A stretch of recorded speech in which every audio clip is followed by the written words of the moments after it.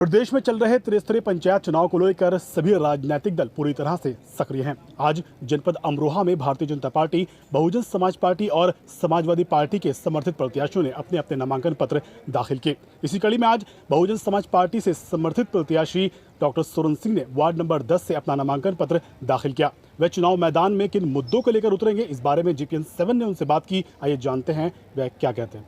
जी doctor Soren Singh ji, जिला पंचायत सदस्य पद के वार्ड नंबर 10 से आपने दावेदारी की है, किन मुद्दों को लेकर चुनाव मैदान में उतरेंगे?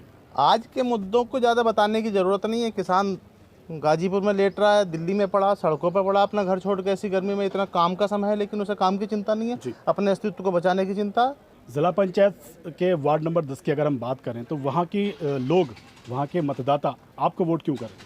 वहाँ के लोग इसलिए मुझे वोट करें कि मैं पिछले 12 साल से 2007 से मैं वहीं का रहने वाला हूँ और उसी क्षेत्र में काम करता हूँ। मेरे सामाजिक सरोकार जब तक मैं जीवित रहूँगा तब तक जिंदा रहेंगे। चाहे कोरोना महामारी जो फैली थी उस समय मेरे द्वारा करे गए काम देख लें आप। कई लोग ऐसे हैं जो अपने आप को राजनीतिक बताते हैं, राजनीति उनका व्यवसाय है। मेरा राजनीति व्यवसाय नहीं है, मेरे लिए राजनीति समाज सेवा है और उसको मुझे बताने की ज़रूरत नहीं है। हर गांव का आदमी जानता है कि सोरेन सिंह क्या करता है जब कोई मेरी ज़रूरत पड़ती है। सोरेन सिंह जी, अगर बात करें हार और जीत की, किस आधार पे आप जीत हासिल करेंगे? देखिए, जो किसान है वो सब परेशान है और जितना भी विपक्ष है, चाहे समाजवादी सोच रखने वाले लोग हों, चाहे चौधरी चरण सिंह साहब के अनुयायी हों, उन सब का मुख्य मुद्दा केवल और केवल भारतीय जनता पार्टी को हराना है।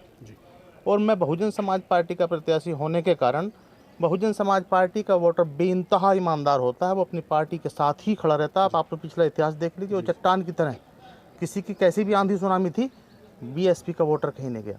मेरी जो वो ताकत है, उस ताकत के चलते आज जाट समाज हो, चाहे चौहान समाज हो, मेरा कहने का मतलब ये है, चाहे सैनी समाज हो, चाहे ब्राह्मण समाज हो, जो भी गांव में रहने वाला आदमी है वो भाजपा की नीतियों से त्रस्त हैं और उसके कारण वो भाजपा को हराने के लिए मुझे ताकत देने का काम करेंगे और इधर उधर वोट खराब ना करने के वो भाजपा को हराने के लिए बीएसपी के साथ होंगे। ये थे बहुजन समाज पार्टी से वार्ड नंबर 10 से सदस्य पद के दावेदार डॉक्टर सोरेन सिंह, जो कि दावा कर रहे हैं कि वह आवाम की खिदमत के लिए 24 घंटे पूरी तरह से तैयार रहेंगे। वीडियो जर्नलिस्ट फामिस मशकूर के साथ आशिकीन कुरैशी, जीपीएन।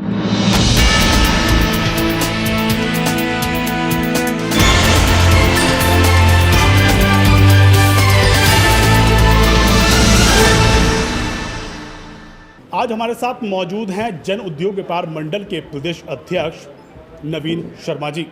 वह उत्तर प्रदेश के व्यापारियों के उत्थान के लिए क्या कार्य करेंगे, इस बारे में जीपीएन 7 ने उनसे बात की। आइए जानते हैं वह क्या कहते हैं।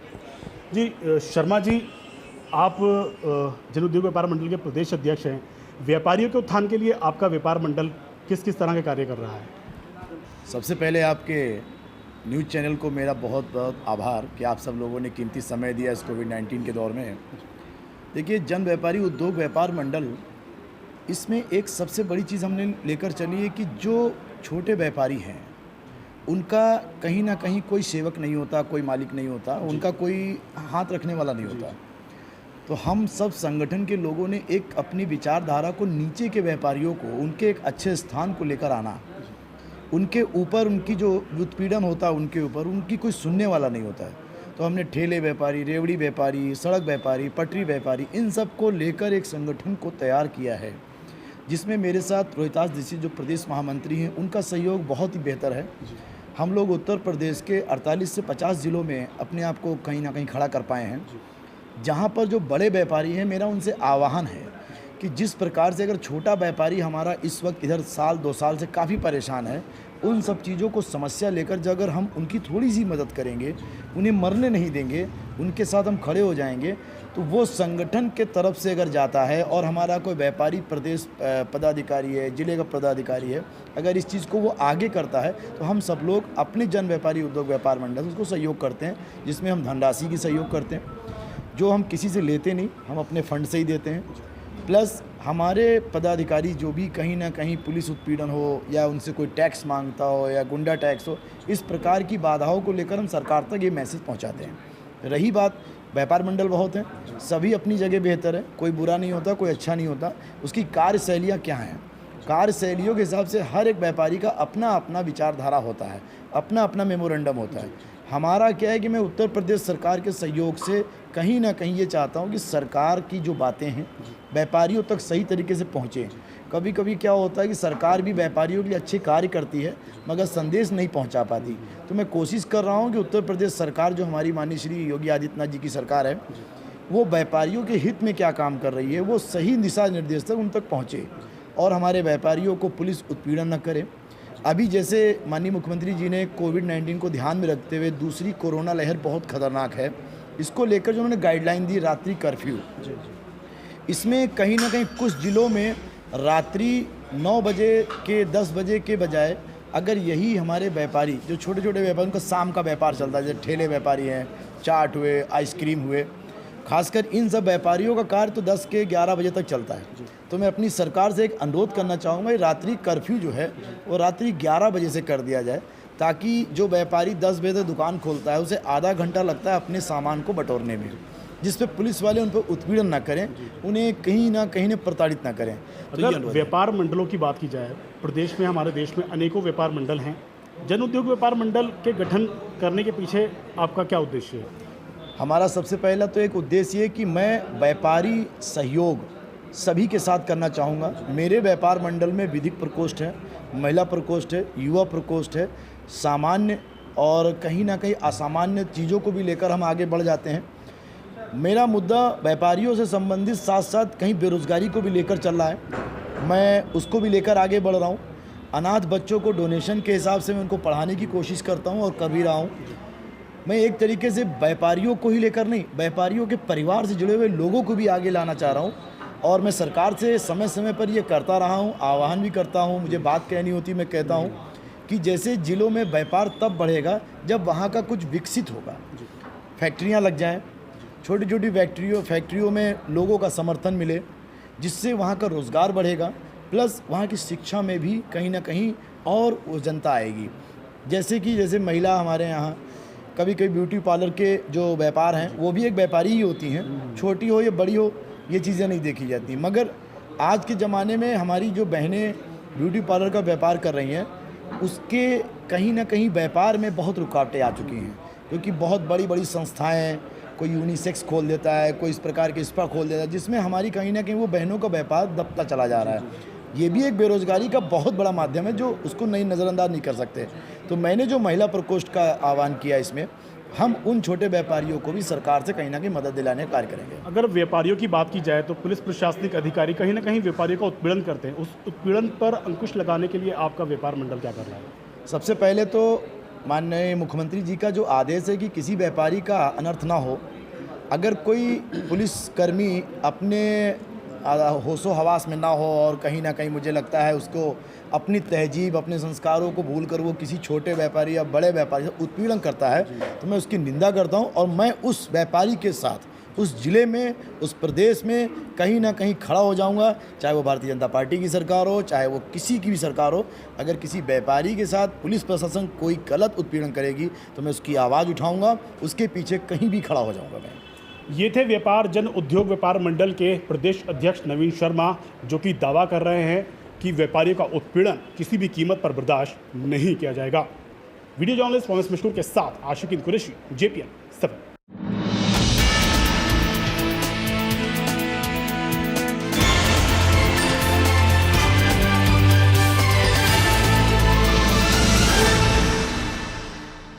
आप हमारे न्यूज़ चैनल के माध्यम से ऐसे लोगों से क्या अपील करना चाहेंगे जो कोरोना संक्रमण को गंभीरता से नहीं ले रहे हैं? गंभीरता से जो नहीं ले रहे हैं भाई भुगतना पड़ेगा, क्योंकि आप देखिए कि इस वक्त कितने सारे मरीज हैं और पूरे अस्पताल फुल हैं और ऑक्सीजन के जितने सिलेंडर हैं उससे कई गुना मरीज आ रहे हैं। और जैसे मैंने मास्क लगा रखा है, कम से कम आप मास्क इस तरह से लगाइए कि नाक और मुंह दोनों को ढके हुए हो। अगर आपने मास्क लगा रखा है और नाक से नीचे है तो वो नो मास्क है।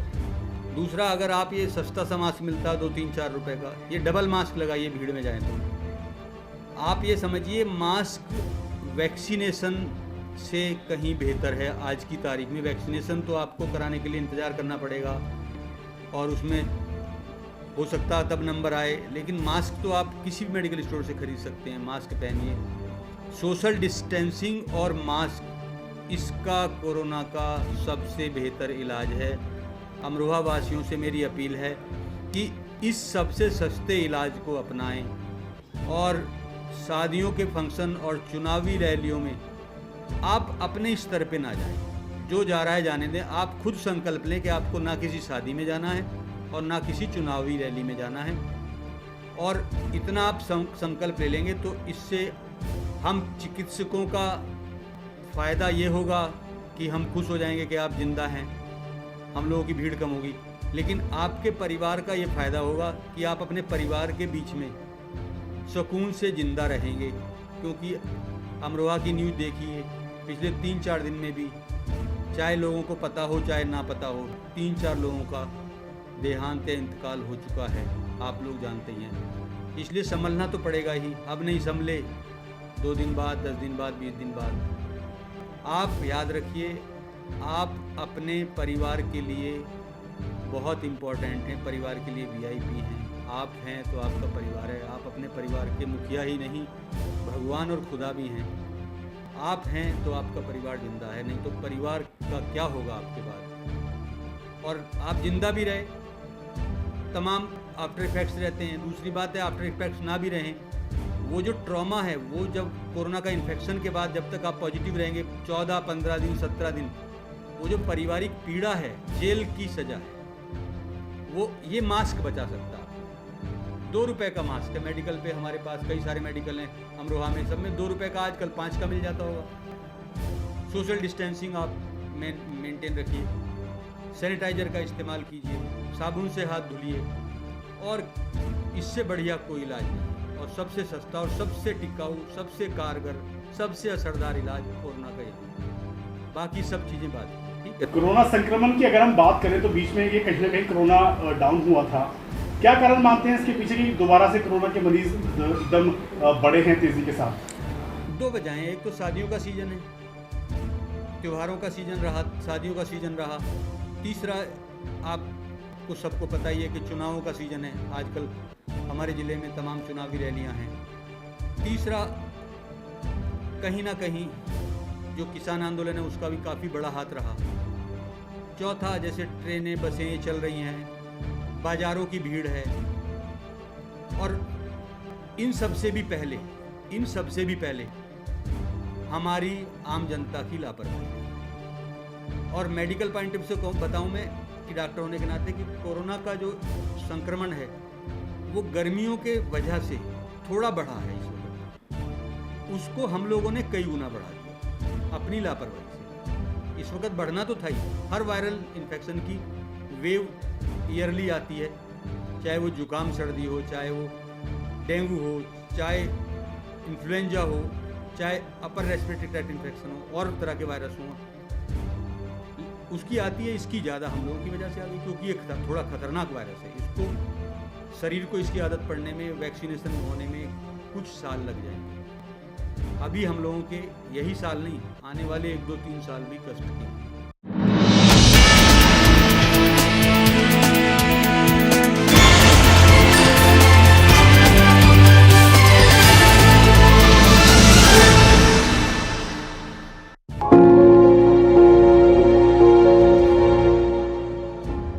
मैं संजीव गुप्ता, मैं फ़ोटो जर्नलिस्ट हूँ, European photo agency Madhya Pradesh. 15 अप्रैल को मैं कोविड-19 के फिंडल करने भदभदा विश्राम घाट गया था शाम को 6 बजे। पहले मुझे लगा कि सामान्य सी बात है, कोई एक नॉर्मल सी कवरेज होगी, लेकिन मैंने वहाँ देखा शाम को 6 बजे तो 45 शव एक साथ जल रहे थे। सरकार के दावे हैं 4 के।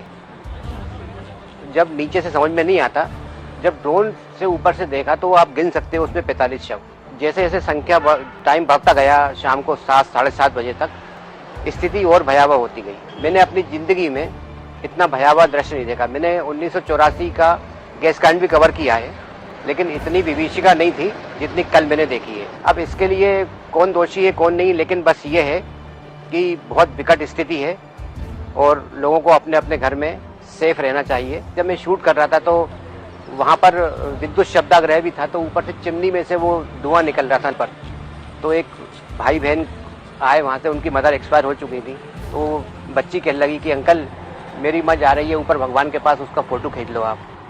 वो दृश्य ऐसा था, उनकी आवाज़ सुन के मैं रात भर सो नहीं पाया। और यही लगा कि ईश्वर अब जल्दी ख़त्म करो इसको, दया करो पृथ्वी पर बस।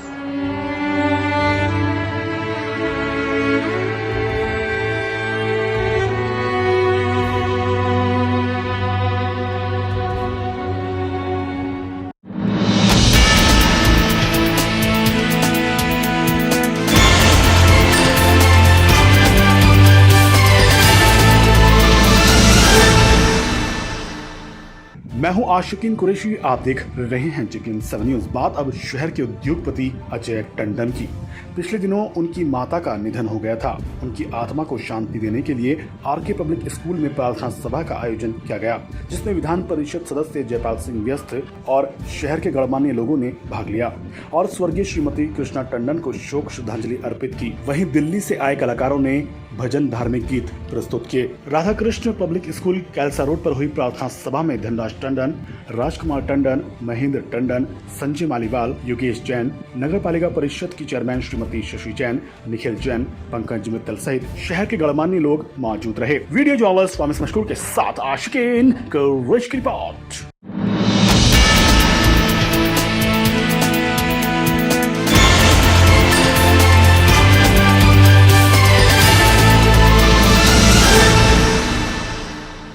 आज हमारे साथ मौजूद हैं जन उद्योग व्यापार मंडल के प्रदेश अध्यक्ष नवीन शर्मा जी। वह उत्तर प्रदेश के व्यापारियों के उत्थान के लिए क्या कार्य करेंगे, इस बारे में चिकन 7 ने उनसे बात की। आइए जानते हैं वह क्या कहते हैं।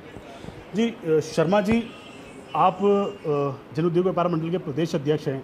व्यापारियों के उत्थान के लिए आपका व्यापार मंडल किस किस तरह के कार्य कर रहा है? सबसे पहले आपके न्यूज़ चैनल को मेरा बहुत बहुत आभार कि आप सब लोगों ने कीमती समय दिया इस कोविड-19 के दौर में। देखिए, जन व्यापारी उद्योग व्यापार मंडल, इसमें एक सबसे बड़ी चीज़ हमने लेकर चली है कि जो छोटे व्यापारी हैं उनका कहीं ना कहीं कोई सेवक नहीं होता, कोई मालिक नहीं होता, उनका कोई हाथ रखने वाला नहीं होता। तो हम सब संगठन के लोगों ने एक अपनी विचारधारा को नीचे के व्यापारियों को उनके एक अच्छे स्थान को लेकर आना, उनके ऊपर उनकी जो उत्पीड़न होता है उनके ऊपर उनकी कोई सुनने वाला नहीं होता है। तो हमने ठेले व्यापारी, रेवड़ी व्यापारी, सड़क व्यापारी, पटरी व्यापारी, इन सब को लेकर एक संगठन को तैयार किया है, जिसमें मेरे साथ रोहितास दीक्षित जो प्रदेश महामंत्री हैं, उनका सहयोग बहुत ही बेहतर है। हम लोग उत्तर प्रदेश के 48 से 50 ज़िलों में अपने आप को कहीं ना कहीं खड़ा कर पाए हैं। जहाँ पर जो बड़े व्यापारी हैं, मेरा उनसे आह्वान है कि जिस प्रकार से अगर छोटा व्यापारी हमारा इस वक्त इधर साल 2 साल से काफ़ी परेशान है, उन सब चीज़ों को समस्या लेकर जब अगर हम उनकी थोड़ी सी मदद करेंगे, उन्हें मरने नहीं देंगे, उनके साथ हम खड़े हो जाएंगे, तो वो संगठन के तरफ से अगर जाता है और हमारा कोई व्यापारी प्रदेश पदाधिकारी है, जिले का पदाधिकारी है, अगर इस चीज़ को वो आगे करता है, तो हम सब लोग अपने जन व्यापारी उद्योग व्यापार मंडल उसको सहयोग करते हैं, जिसमें हम धनराशि की सहयोग करते हैं, जो हम किसी से लेते नहीं, हम अपने फंड से ही देते हैं। प्लस हमारे पदाधिकारी जो भी कहीं ना कहीं पुलिस उत्पीड़न हो या उनसे कोई टैक्स मांगता हो या गुंडा टैक्स हो, इस प्रकार की बाधाओं को लेकर हम सरकार तक ये मैसेज पहुंचाते हैं। रही बात, व्यापार मंडल बहुत हैं, सभी अपनी जगह बेहतर है, कोई बुरा नहीं होता, कोई अच्छा नहीं होता।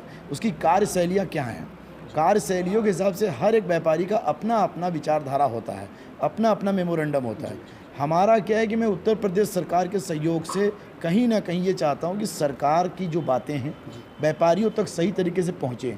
कभी कभी क्या होता है कि सरकार भी व्यापारियों के लिए अच्छे कार्य करती है मगर संदेश नहीं पहुँचा पाती। तो मैं कोशिश कर रहा हूँ कि उत्तर प्रदेश सरकार जो हमारी माननीय श्री योगी आदित्यनाथ जी की सरकार है, वो व्यापारियों के हित में क्या काम कर रही है, वो सही दिशा निर्देश तक उन तक पहुँचे और हमारे व्यापारियों को पुलिस उत्पीड़न न करे। अभी जैसे माननीय मुख्यमंत्री जी ने कोविड-19 को ध्यान में रखते हुए दूसरी कोरोना लहर बहुत खतरनाक है, इसको लेकर जो उन्होंने गाइडलाइन दी रात्रि कर्फ्यू, इसमें कहीं ना कहीं कुछ ज़िलों में रात्रि 9 बजे के 10 बजे के बजाय अगर यही हमारे व्यापारी जो छोटे छोटे व्यापारी, उनका शाम का व्यापार चलता है, जैसे ठेले व्यापारी हैं, चाट हुए, आइसक्रीम हुए, खासकर इन सब व्यापारियों का कार्य तो 10 के 11 बजे तक चलता है। तो मैं अपनी सरकार से एक अनुरोध करना चाहूँगा, रात्रि कर्फ्यू जो है वो रात्रि 11 बजे से कर दिया जाए, ताकि जो व्यापारी 10 बजे तक दुकान खोलता है उसे आधा घंटा लगता है अपने सामान को बटोरने में, जिस पे पुलिस वाले उन पर उत्पीड़न ना करें, उन्हें कहीं ना कहीं प्रताड़ित ना करें। तो अगर व्यापार मंडलों की बात की जाए, प्रदेश में, हमारे देश में अनेकों व्यापार मंडल हैं। जन उद्योग व्यापार मंडल के गठन करने के पीछे आपका क्या उद्देश्य है? हमारा सबसे पहला तो एक उद्देश्य है कि मैं व्यापारी सहयोग सभी के साथ करना चाहूँगा। मेरे व्यापार मंडल में विधिक प्रकोष्ठ है, महिला प्रकोष्ठ है, युवा प्रकोष्ठ है, सामान्य और कहीं ना कहीं असामान्य चीज़ों को भी लेकर हम आगे बढ़ जाते हैं। मेरा मुद्दा व्यापारियों से संबंधित साथ साथ कहीं बेरोज़गारी को भी लेकर चल रहा है, मैं उसको भी लेकर आगे बढ़ रहा हूँ। अनाथ बच्चों को डोनेशन के हिसाब से मैं उनको पढ़ाने की कोशिश करता हूँ और कर भी रहा हूँ। मैं एक तरीके से व्यापारियों को ही लेकर नहीं, व्यापारियों के परिवार से जुड़े हुए लोगों को भी आगे लाना चाह रहा हूँ। और मैं सरकार से समय समय पर ये करता रहा हूँ, आह्वान भी करता हूँ। मुझे बात कहनी होती, मैं कहता हूँ कि जैसे ज़िलों में व्यापार तब बढ़ेगा जब वहाँ का कुछ विकसित होगा, फैक्ट्रियाँ लग जाएँ, छोटी छोटी फैक्ट्रियों में लोगों का समर्थन मिले, जिससे वहाँ का रोज़गार बढ़ेगा, प्लस वहाँ की शिक्षा में भी कहीं ना कहीं और वो जनता आएगी। जैसे महिला हमारे यहाँ कभी कभी ब्यूटी पार्लर के जो व्यापार हैं वो भी एक व्यापारी ही होती हैं, छोटी हो या बड़ी हो ये चीज़ें नहीं देखी जाती। मगर आज के ज़माने में हमारी जो बहनें ब्यूटी पार्लर का व्यापार कर रही हैं, उसके कहीं ना कहीं व्यापार में बहुत रुकावटें आ चुकी हैं, क्योंकि बहुत बड़ी बड़ी संस्थाएं, कोई यूनिसेक्स खोल देता है, कोई इस प्रकार के स्पा खोल देता है, जिसमें हमारी कहीं ना कहीं वो बहनों का व्यापार दबता चला जा रहा है। ये भी एक बेरोज़गारी का बहुत बड़ा माध्यम है जो उसको नज़रअंदाज नहीं कर सकते। तो मैंने जो महिला प्रकोष्ठ का आह्वान किया, इसमें हम उन छोटे व्यापारियों को भी सरकार से कहीं ना कहीं मदद दिलाने का कार्य करेंगे। अगर व्यापारियों की बात की जाए तो पुलिस प्रशासनिक अधिकारी कहीं ना कहीं व्यापारियों का उत्पीड़न करते हैं। उस उत्पीड़न पर अंकुश लगाने के लिए आपका व्यापार मंडल क्या कर रहा है? सबसे पहले तो माननीय मुख्यमंत्री जी का जो आदेश है कि किसी व्यापारी का अनर्थ ना हो, अगर कोई पुलिसकर्मी अपने होशो हवास में ना हो और कहीं ना कहीं मुझे लगता है उसको अपनी तहजीब, अपने संस्कारों को भूलकर वो किसी छोटे व्यापारी या बड़े व्यापारी से उत्पीड़न करता है, तो मैं उसकी निंदा करता हूं। और मैं उस व्यापारी के साथ उस ज़िले में, उस प्रदेश में कहीं ना कहीं खड़ा हो जाऊंगा, चाहे वो भारतीय जनता पार्टी की सरकार हो, चाहे वो किसी की भी सरकार हो। अगर किसी व्यापारी के साथ पुलिस प्रशासन कोई गलत उत्पीड़न करेगी तो मैं उसकी आवाज़ उठाऊँगा, उसके पीछे कहीं भी खड़ा हो जाऊँगा मैं। ये थे व्यापार जन उद्योग व्यापार मंडल के प्रदेश अध्यक्ष नवीन शर्मा, जो कि दावा कर रहे हैं कि व्यापारियों का उत्पीड़न किसी भी कीमत पर बर्दाश्त नहीं किया जाएगा। वीडियो जर्नलिस्ट मोहम्मद मशहूर के साथ आशिकीन कुरैशी, JPN 7।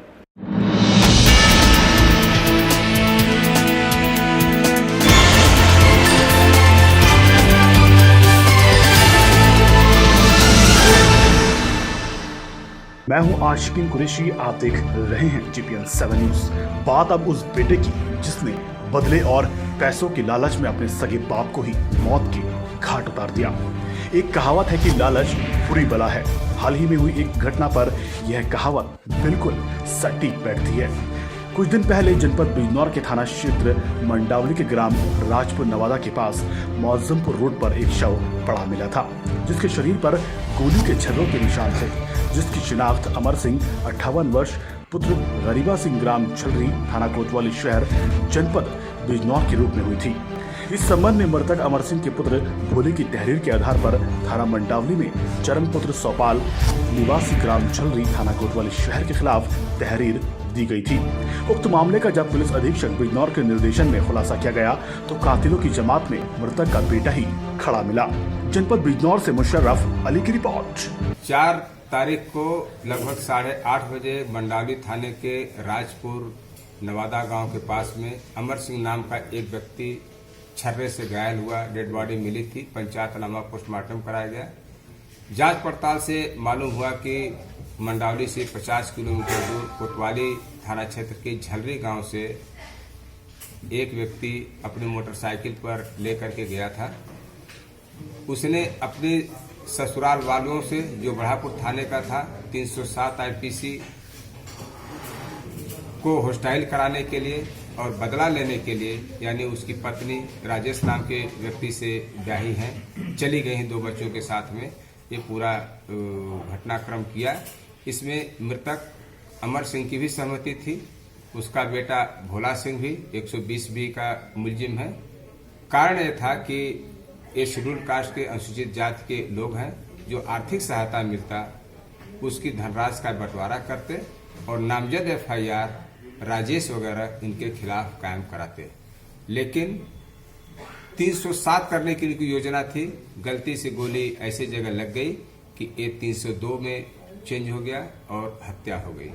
पूरे घटनाक्रम का पर्दाफाश किया गया और चारों अभियुक्तों को गिरफ्तार करके जेल भेजा जा रहा है, जो चारों अभियुक्त एक ही गांव के झलरी के रहने वाले। प्रदेश में चल रहे त्रिस्तरीय पंचायत चुनाव को लेकर सभी राजनीतिक दल पूरी तरह से सक्रिय हैं। आज जनपद अमरोहा में भारतीय जनता पार्टी, बहुजन समाज पार्टी और समाजवादी पार्टी के समर्थित प्रत्याशियों ने अपने अपने नामांकन पत्र दाखिल किए। इसी कड़ी में आज बहुजन समाज पार्टी से समर्थित प्रत्याशी डॉक्टर सोरेन सिंह ने वार्ड नंबर 10 से अपना नामांकन पत्र दाखिल किया। वे चुनाव मैदान में किन मुद्दों को लेकर उतरेंगे, इस बारे में GPN 7 ने उनसे बात की। आइए जानते हैं वे क्या कहते हैं। जी डॉक्टर सोरेन सिंह जी, जिला पंचायत सदस्य पद के वार्ड नंबर 10 से आपने दावेदारी की है, किन मुद्दों को लेकर चुनाव मैदान में उतरेंगे? आज के मुद्दों को ज़्यादा बताने की ज़रूरत नहीं है। किसान गाजीपुर में लेट रहा है, दिल्ली में पड़ा, सड़कों पर पड़ा, अपना घर छोड़ के ऐसी गर्मी में। इतना काम का समय है लेकिन उसे काम की चिंता नहीं है, अपने अस्तित्व को बचाने की चिंता। जिला पंचायत के वार्ड नंबर 10 की अगर हम बात करें तो वहाँ की लोग, वहाँ के मतदाता आपको वोट क्यों करें? वहाँ के लोग इसलिए मुझे वोट करें कि मैं पिछले 12 साल से 2007 से मैं वहीं का रहने वाला हूँ और उसी क्षेत्र में काम करता हूँ। मेरे सामाजिक सरोकार जब तक मैं जीवित रहूँगा तब तक जिंदा रहेंगे। चाहे कोरोना महामारी जो फैली थी उस समय मेरे द्वारा करे गए काम देख लें आप। कई लोग ऐसे हैं जो अपने आप को राजनीतिक बताते हैं, राजनीति उनका व्यवसाय है। मेरा राजनीति व्यवसाय नहीं है, मेरे लिए राजनीति समाज सेवा है और उसको मुझे बताने की ज़रूरत नहीं है। हर गांव का आदमी जानता है कि सोरेन सिंह क्या करता है जब कोई मेरी ज़रूरत पड़ती है। सोरेन सिंह जी, अगर बात करें हार और जीत की, किस आधार पे आप जीत हासिल करेंगे? देखिए, जो किसान है वो सब परेशान है और जितना भी विपक्ष है, चाहे समाजवादी सोच रखने वाले लोग हों, चाहे चौधरी चरण सिंह साहब के अनुयायी हों, उन सब का मुख्य मुद्दा केवल और केवल भारतीय जनता पार्टी को हराना है। और मैं बहुजन समाज पार्टी का प्रत्याशी होने के कारण बहुजन समाज पार्टी का वोटर बेइंतहा ईमानदार होता है, वो अपनी पार्टी के साथ ही खड़ा रहता है। आप तो पिछला इतिहास देख लीजिए, वो चट्टान की तरह, किसी की कैसी भी आंधी सुनामी थी, BSP का वोटर कहीं नहीं गया। मेरी जो वो ताकत है, उस ताकत के चलते आज जाट समाज हो, चाहे चौहान समाज हो, मेरा कहने का मतलब ये है, चाहे सैनी समाज हो, चाहे ब्राह्मण समाज हो, जो भी गांव में रहने वाला आदमी है वो भाजपा की नीतियों से त्रस्त हैं और उसके कारण वो भाजपा को हराने के लिए मुझे ताकत देने का काम करेंगे और इधर उधर वोट खराब ना करने के वो भाजपा को हराने के लिए BSP के साथ होंगे। ये थे बहुजन समाज पार्टी से वार्ड नंबर 10 से सदस्य पद के दावेदार डॉक्टर सोरेन सिंह, जो कि दावा कर रहे हैं कि वह आवाम की खिदमत के लिए 24 घंटे पूरी तरह से तैयार रहेंगे। वीडियो जर्नलिस्ट फामिस मशकूर के साथ आशिकीन कुरैशी, GPN 7।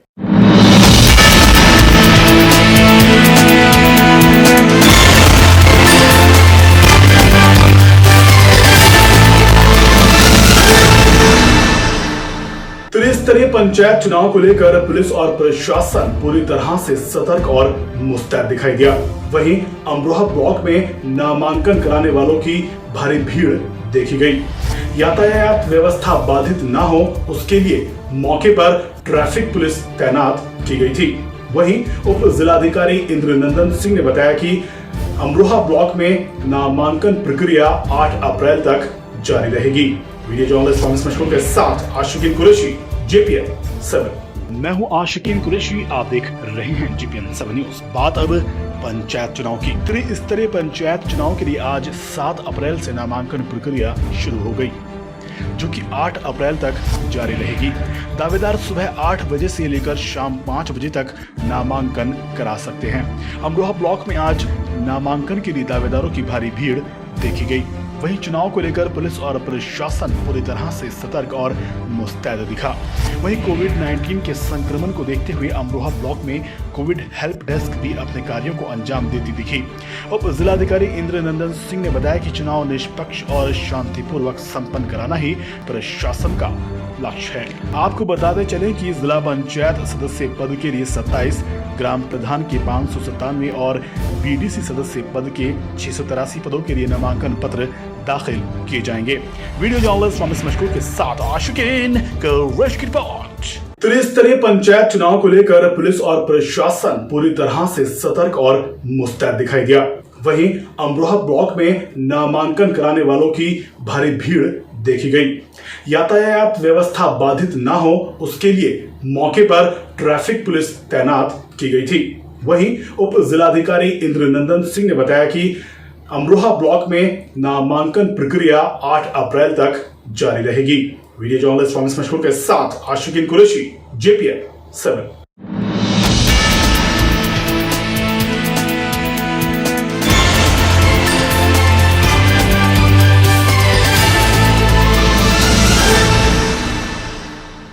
मैं हूं आशिकीन कुरैशी, आप देख रहे हैं JPN 7 न्यूज। बात अब पत्तलकारों की। किस तरह से स्वयंभू पत्तलकार चाटुकारिता से भी निचले स्तर तक गिर चुके हैं। आज हम ऐसे ही स्वयंभू पत्तलकारों के बारे में चर्चा करेंगे जो समाज के चौथे स्तंभ पत्रकारिता की साख पर बट्टा ही नहीं लगा रहे बल्कि उसका सौदा भी कर रहे हैं। ऐसे स्वयंभू पत्तलकार और चाटुकार अमरोहा ही नहीं बल्कि आपके आसपास में भी जरूर मौजूद होंगे, क्योंकि इनकी कार्य करने की शैली बेहद गजब की होती है।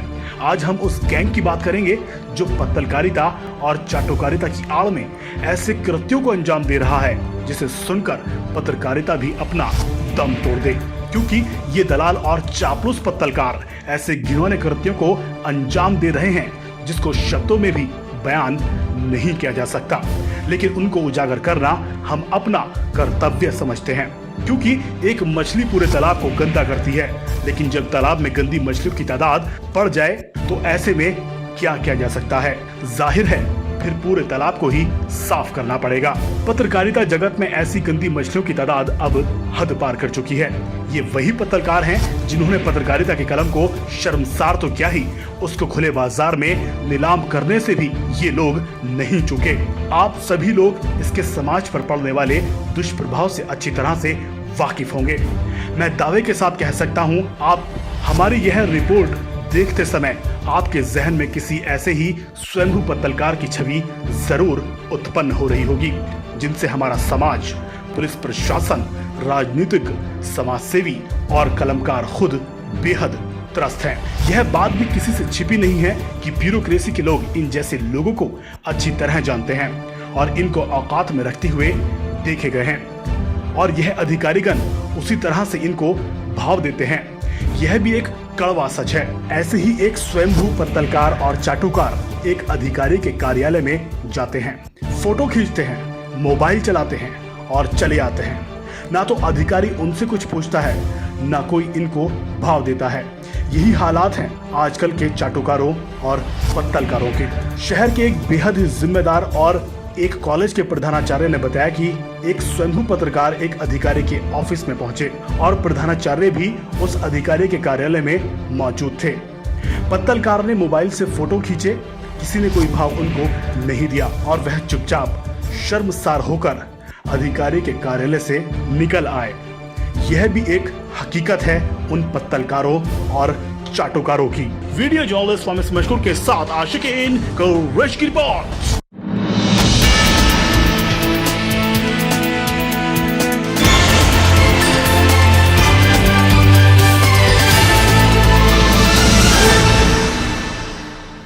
मैं हूं आशिकीन कुरैशी, आप देख रहे हैं JPN 7 न्यूज। बात अब नगर पालिका परिषद अमरोहा की। नगर पालिका परिषद बोर्ड की बैठक में 69 करोड़ 6,50,000 के बजट को बोर्ड ने ध्वनि मत से पारित कर दिया। बजट पारित होने के बाद बोर्ड की बैठक जबरदस्त हंगामे की भेंट चढ़ गई। गौरतलब है कि पालिका बोर्ड की बैठक में प्रोटोकॉल के अनुसार सभासद ही बोर्ड की बैठक में हिस्सा ले सकते हैं और सदन में अपनी समस्याओं को उठा सकते हैं, लेकिन आज अमरोहा नगर पालिका परिषद बोर्ड की बैठक में सभासदपति कमल नकवी पालिका प्रोटोकॉल की धज्जियां उड़ाते दिखे। आपको बता दें कि पालिका बोर्ड की बैठक में बजट पास होने के उपरांत जैसे ही सभासदपति कमल नकवी ने बैठक में अपनी पत्नी की जगह खुद अपनी बात रखनी चाहिए, तभी सीनियर सभासद सरताज आलम सिद्दीकी व अन्य सभासदों ने इसका कड़ा विरोध करते हुए कमल नकवी को बोर्ड की बैठक से बाहर करने का आग्रह अधिशासी अधिकारी से किया। उन्होंने कहा कि बोर्ड की बैठक में केवल सभासद ही अपना पक्ष रख सकते हैं, अन्य किसी को उनकी जगह पर बोलने या बैठक में सम्मिलित होने का अधिकार कानूनी रूप से नहीं है। तरह की हरकत कोई भी सभासदपति करता है तो वह इसका कड़ा विरोध करते रहेंगे। उन्होंने अधिशासी अधिकारी से साफ कहा कि वह बोर्ड की गरिमा बनाए रखें और सभासदपति या उनके प्रतिनिधि को बैठक में भाग लेने और अपना पक्ष रखने की अनुमति कभी न दें। अगर वे ऐसा करते हैं तो वह इसका पुरजोर विरोध करेंगे और इसके खिलाफ सरताज आलम सिद्दीकी शासन तक जाएंगे और जरूरत पड़ी तो पालिका के खिलाफ वे कोर्ट का दरवाजा भी खटखटा सकते हैं। वहीं नगर पालिका परिषद की चेयरमैन शशि जैन ने बजट ध्वनि मत से पारित करने पर सभी सभासदों का आभार जताया। चेयरमैन शशि जैन ने कहा कि सभासदों के सहयोग के बिना शहर का विकास संभव नहीं है, इसलिए उन्होंने उम्मीद जताई कि सम्मानित सभासद शहर के विकास में सहयोग करते रहेंगे और पालिका को अपना पूरा सहयोग देते रहेंगे। वीडियो जर्नलिस्ट फामिस मशकूर के साथ आशिकीन कुरैश की रिपोर्ट।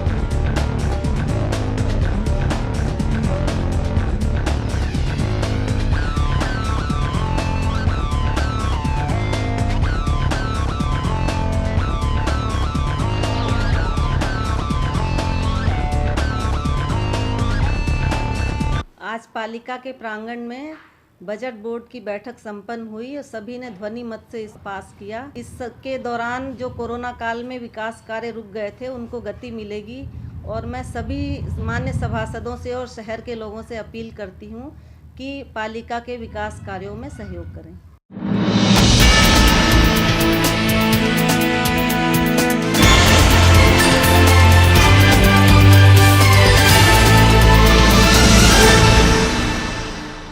मैं हूं आशिकीन कुरैशी, आप देख रहे हैं GPN 7 न्यूज। 15 अप्रैल 1997 को मुरादाबाद जनपद की 3 तहसीलों अमरोहा, धनौरा और हसनपुर को मिलाकर एक नए जनपद का निर्माण किया गया था और इस जिले का मुख्यालय अमरोहा शहर को बनाया गया। इस जनपद का नाम पहले ज्योतिबा फुले नगर था, लेकिन वर्तमान समय में अमरोहा जिले के नाम से जाना जाता है। 2249 वर्ग किलोमीटर क्षेत्रफल में फैले अमरोहा जिले का मुख्यालय अमरोहा शहर में स्थित है, जबकि यह जिला मुरादाबाद के अंतर्गत आता है। जनगणना 2011 के अनुसार जिले की कुल जनसंख्या 18,40,221 थी, जिसमें 9,63,209 पुरुष, 8,76,772 महिलाएं थीं।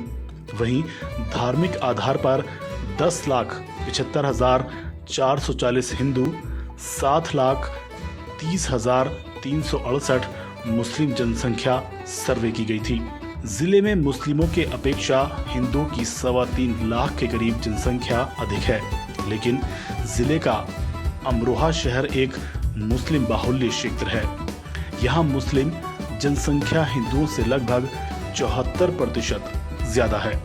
अमरोहा जिले में प्रति 1000 पुरुष पर 910 महिलाओं की जनसंख्या है, अर्थात जिले का अनुपात 910 के करीब है। अमरोहा जनपद में 4 तहसीलें अमरोहा, हसनपुर, नौगावा, धनौरा हैं, जिनके अंतर्गत 6 विकास खंड आते हैं, जो कि अमरोहा, जोया, हसनपुर, गजरोला, गंगेश्वरी व धनौरा हैं। अमरोहा जनपद में 1133 गांव, 48 न्याय पंचायत, 601 ग्राम पंचायत और आदर्श गांव की संख्या 216 है। इसके अलावा नगर पालिका परिषदों की संख्या 5 है।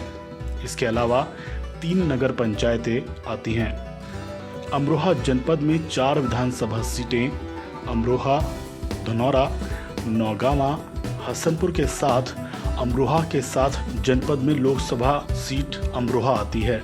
अमरोहा जनपद के उत्तर में बिजनौर, पूर्व में मुरादाबाद, पश्चिम में बुलंदशहर, हापुड़ और मेरठ जनपद है और दक्षिण के संभल जनपद की सीमाएं हैं। वैसे तो अमरोहा जनपद सोत नदी के किनारे बसा हुआ है, लेकिन जनपद की प्रमुख नदियां गंगा व कृष्णा हैं। सोत नदी एक बरसाती नदी है।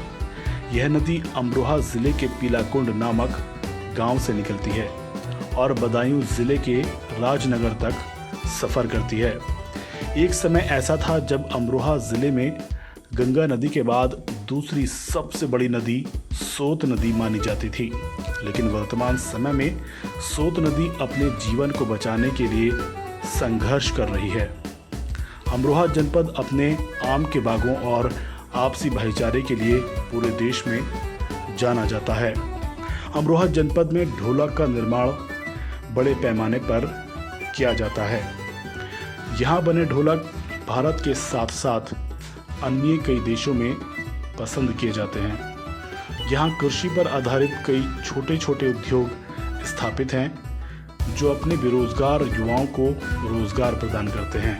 जिले की अर्थव्यवस्था कृषि के साथ साथ छोटे छोटे उद्योग धंधों व अन्य व्यवसायों पर निर्भर करती है। उत्तर प्रदेश के पश्चिमी जिलों में अमरोहा जिला बड़े बड़े शहरों में सीधा जुड़ा हुआ है और दूरी भी बहुत कम है, इसीलिए यहाँ के लोगों को रोजगार आसानी से मिल जाता है। अमरोहा शहर पहले अजीजपुर के नाम से भी जाना जाता था और यही अजीजपुर एक छोटा सा शहर हुआ करता था। बताते हैं कि यहाँ के विश्व प्रसिद्ध आम और रोहू मछली के नाम को मिलाकर अमरोहा नाम इजाद किया गया। फिर समय के साथ साथ अमरोहा के नाम को प्रसिद्धि मिली। महाभारत काल में ये क्षेत्र पंचाल प्रदेश का प्रमुख हिस्सा हुआ करता था। भारत के प्राचीन इतिहास में इस क्षेत्र पर कुषाण वंश और नंद वंश के शासकों का अधिकार रहा। नंद वंश के पतन के बाद मौर्य वंश, गुप्त वंश और कन्नौज के मौखरी राजाओं ने भी शासन किया। 606 से लेकर 647 ईस्वी तक सम्राट हर्षवर्धन का आधिपत्य रहा। इसके बाद ये क्षेत्र तोमर वंश के अधिकार में आ गया। 676 से लेकर 1148 ईस्वी तक अमरोहा क्षेत्र राजपूत राजाओं के अधीन रहा था। इस समय भारत पर अरब और अफगानिस्तान के लुटेरों का आक्रमण शुरू हो चुका था। सन 1173 ईस्वी में सैयद सलार मसूद गाजी ने इस क्षेत्र में विजय प्राप्त कर ली थी और उसने यहाँ का राज अपने एक सेनापति को सौंपकर पूर्वी भारत विजय अभियान के तहत लखनऊ की तरफ बाराबंकी की ओर बढ़ गया था। 1192 ईस्वी में पृथ्वीराज चौहान मोहम्मद गौरी से पराजित हो गए थे। मोहम्मद गौरी कुतुबुद्दीन ऐबक को दिल्ली की सत्ता सौंपकर चला गया था। कुतुबुद्दीन ऐबक ने अमरोहा के साथ संभल बदायूं पर भी अपना अधिकार स्थापित कर लिया था। 1191 व 1192 तराइन के युद्ध के पहले अमरोहा को दिल्ली के शासक पृथ्वीराज चौहान ने जीतकर अपने शासन में मिला लिया था और अपनी बहन अम्बा को यहाँ की जागीर सौंप दी थी। लेकिन 1192 के बाद अमरोहा दिल्ली के राज करने वाले सुल्तानों के अधीन रहा।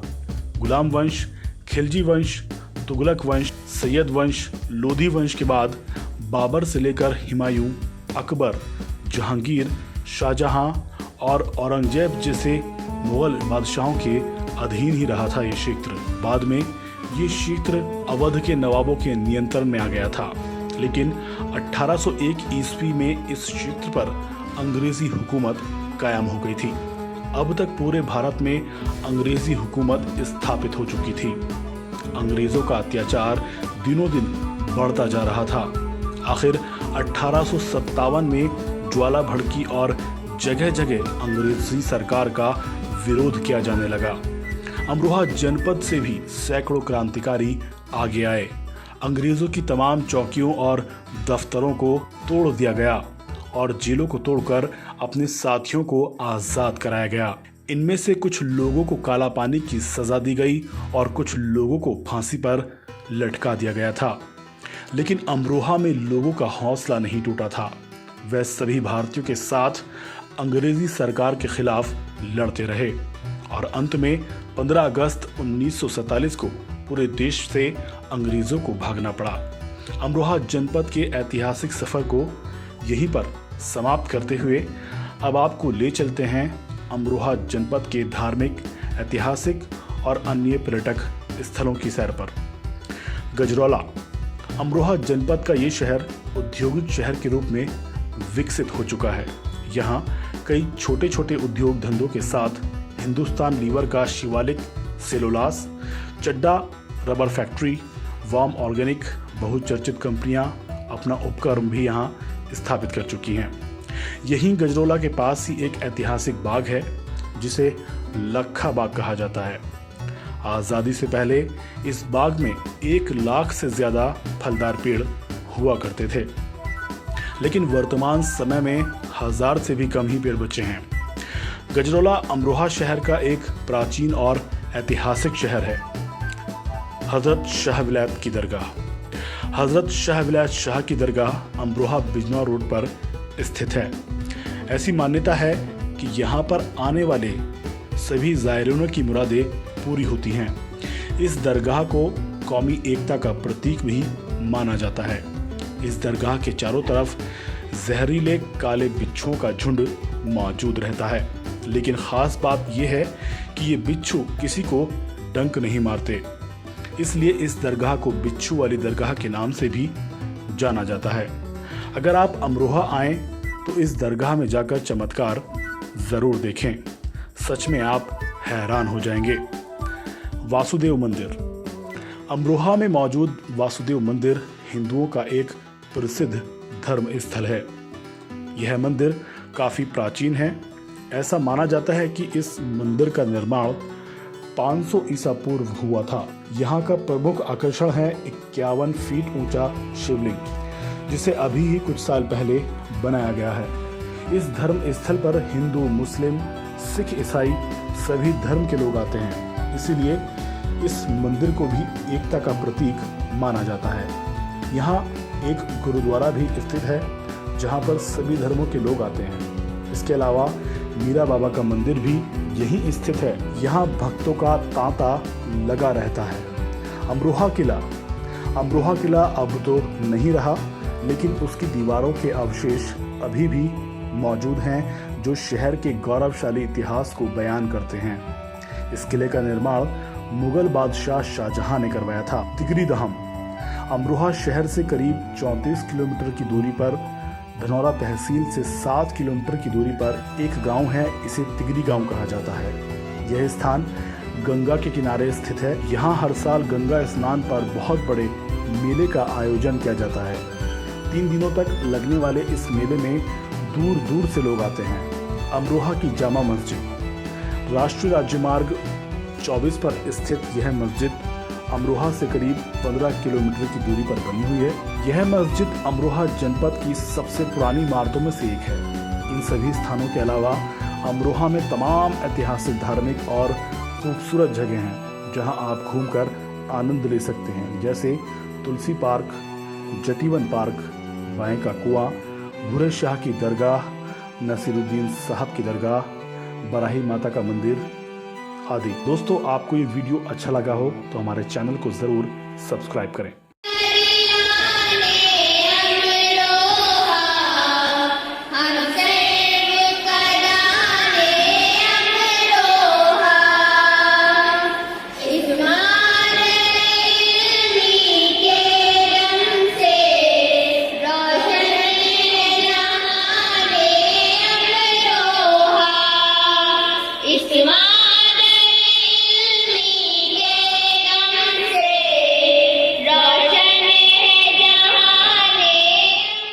प्रदेश में चल रहे त्रिस्तरीय पंचायत चुनाव को लेकर सभी राजनीतिक दल पूरी तरह से सक्रिय हैं। आज जनपद अमरोहा में भारतीय जनता पार्टी, बहुजन समाज पार्टी और समाजवादी पार्टी के समर्थित प्रत्याशियों ने अपने अपने नामांकन पत्र दाखिल किए। इसी कड़ी में आज बहुजन समाज पार्टी से समर्थित प्रत्याशी डॉक्टर सोरन सिंह ने वार्ड नंबर 10 से अपना नामांकन पत्र दाखिल किया। वे चुनाव मैदान में किन मुद्दों को लेकर उतरेंगे, इस बारे में जीपीएन 7 ने उनसे बात की। आइए जानते हैं वे क्या कहते हैं। जी डॉक्टर सोरन सिंह जी, जिला पंचायत सदस्य पद के वार्ड नंबर 10 से आपने दावेदारी की है, किन मुद्दों को लेकर चुनाव मैदान में उतरेंगे? आज के मुद्दों को ज़्यादा बताने की ज़रूरत नहीं है। किसान गाजीपुर में लेट रहा है, दिल्ली में पड़ा, सड़कों पर पड़ा, अपना घर छोड़ के ऐसी गर्मी में। इतना काम का समय है, लेकिन उसे काम की चिंता नहीं है, अपने अस्तित्व को बचाने की चिंता है। जिला पंचायत के वार्ड नंबर 10 की अगर हम बात करें तो वहाँ की लोग, वहाँ के मतदाता आपको वोट क्यों करें? वहाँ के लोग इसलिए मुझे वोट करें कि मैं पिछले 12 साल से 2007 से मैं वहीं का रहने वाला हूँ और उसी क्षेत्र में काम करता हूँ। मेरे सामाजिक सरोकार जब तक मैं जीवित रहूँगा तब तक जिंदा रहेंगे। चाहे कोरोना महामारी जो फैली थी उस समय मेरे द्वारा करे गए काम देख लें आप। कई लोग ऐसे हैं जो अपने आप को राजनीतिक बताते हैं, राजनीति उनका व्यवसाय है। मेरा राजनीति व्यवसाय नहीं है, मेरे लिए राजनीति समाज सेवा है और उसको मुझे बताने की ज़रूरत नहीं है। हर गांव का आदमी जानता है कि सोरन सिंह क्या करता है जब कोई मेरी ज़रूरत पड़ती है। सोरन सिंह जी, अगर बात करें हार और जीत की, किस आधार पे आप जीत हासिल करेंगे? देखिए, जो किसान है वो सब परेशान है और जितना भी विपक्ष है, चाहे समाजवादी सोच रखने वाले लोग हों, चाहे चौधरी चरण सिंह साहब के अनुयायी हों, उन सब का मुख्य मुद्दा केवल और केवल भारतीय जनता पार्टी को हराना है। और मैं बहुजन समाज पार्टी का प्रत्याशी होने के कारण बहुजन समाज पार्टी का वोटर बेइंतहा ईमानदार होता है, वो अपनी पार्टी के साथ ही खड़ा रहता है। आप तो पिछला इतिहास देख लीजिए, वो चट्टान की तरह, किसी की कैसी भी आंधी सुनामी थी, बीएसपी का वोटर कहीं नहीं गया।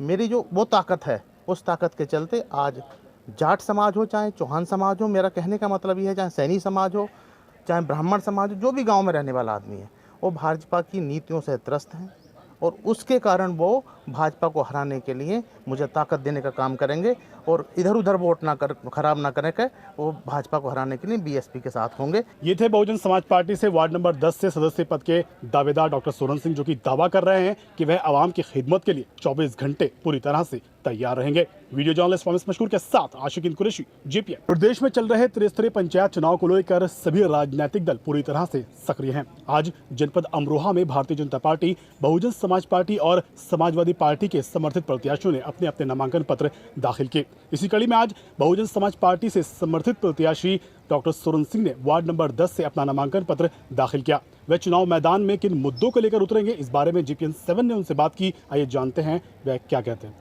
जी डॉक्टर सोरन सिंह जी, जिला पंचायत सदस्य पद के वार्ड नंबर 10 से आपने दावेदारी की है, किन मुद्दों को लेकर चुनाव मैदान में उतरेंगे? आज के मुद्दों को ज़्यादा बताने की ज़रूरत नहीं है। किसान गाजीपुर में लेट रहा है, दिल्ली में पड़ा, सड़कों पर पड़ा, अपना घर छोड़ के, ऐसी गर्मी में, इतना काम का समय है लेकिन उसे काम की चिंता नहीं है, अपने अस्तित्व को बचाने की चिंता। जिला पंचायत के वार्ड नंबर 10 की अगर हम बात करें तो वहाँ की लोग, वहाँ के मतदाता आपको वोट क्यों करें? वहाँ के लोग इसलिए मुझे वोट करें कि मैं पिछले 12 साल से 2007 से मैं वहीं का रहने वाला हूँ और उसी क्षेत्र में काम करता हूँ। मेरे सामाजिक सरोकार जब तक मैं जीवित रहूँगा तब तक जिंदा रहेंगे। चाहे कोरोना महामारी जो फैली थी उस समय मेरे द्वारा करे गए काम देख लें आप। कई लोग ऐसे हैं जो अपने आप को राजनीतिक बताते हैं, राजनीति उनका व्यवसाय है। मेरा राजनीति व्यवसाय नहीं, मेरे लिए राजनीति समाज सेवा है और उसको मुझे बताने की ज़रूरत नहीं है। हर गांव का आदमी जानता है कि सोरन सिंह क्या करता है जब कोई मेरी ज़रूरत पड़ती है। सोरन सिंह जी, अगर बात करें हार और जीत की, किस आधार पे आप जीत हासिल करेंगे? देखिए, जो किसान है वो सब परेशान है और जितना भी विपक्ष है, चाहे समाजवादी सोच रखने वाले लोग हों चाहे चौधरी चरण सिंह साहब के अनुयायी हों, उन सबका मुख्य मुद्दा केवल और केवल भारतीय जनता पार्टी को हराना है। और मैं बहुजन समाज पार्टी का प्रत्याशी होने के कारण बहुजन समाज पार्टी का वोटर बेइंतहा ईमानदार होता है, वो अपनी पार्टी के साथ ही खड़ा रहता है। आप तो पिछला इतिहास देख लीजिए, वो चट्टान की तरह, किसी की कैसी भी आंधी सुनामी थी, बीएसपी का वोटर कहीं नहीं गया। मेरी जो वो ताकत है, उस ताकत के चलते आज जाट समाज हो चाहे चौहान समाज हो, मेरा कहने का मतलब ये है, चाहे सैनी समाज हो चाहे ब्राह्मण समाज हो, जो भी गांव में रहने वाला आदमी है, वो भाजपा की नीतियों से त्रस्त हैं और उसके कारण वो भाजपा को हराने के लिए मुझे ताकत देने का काम करेंगे और इधर उधर वोट ना कर खराब ना करें के वो भाजपा को हराने के लिए बीएसपी के साथ होंगे। ये थे बहुजन समाज पार्टी से वार्ड नंबर 10 से सदस्य पद के दावेदार डॉक्टर सोरन सिंह, जो कि दावा कर रहे हैं कि वह आवाम की खिदमत के लिए 24 घंटे पूरी तरह से तैयार रहेंगे। वीडियो जर्नलिस्ट फामिस मशकूर के साथ आशिकीन कुरैशी, JPN।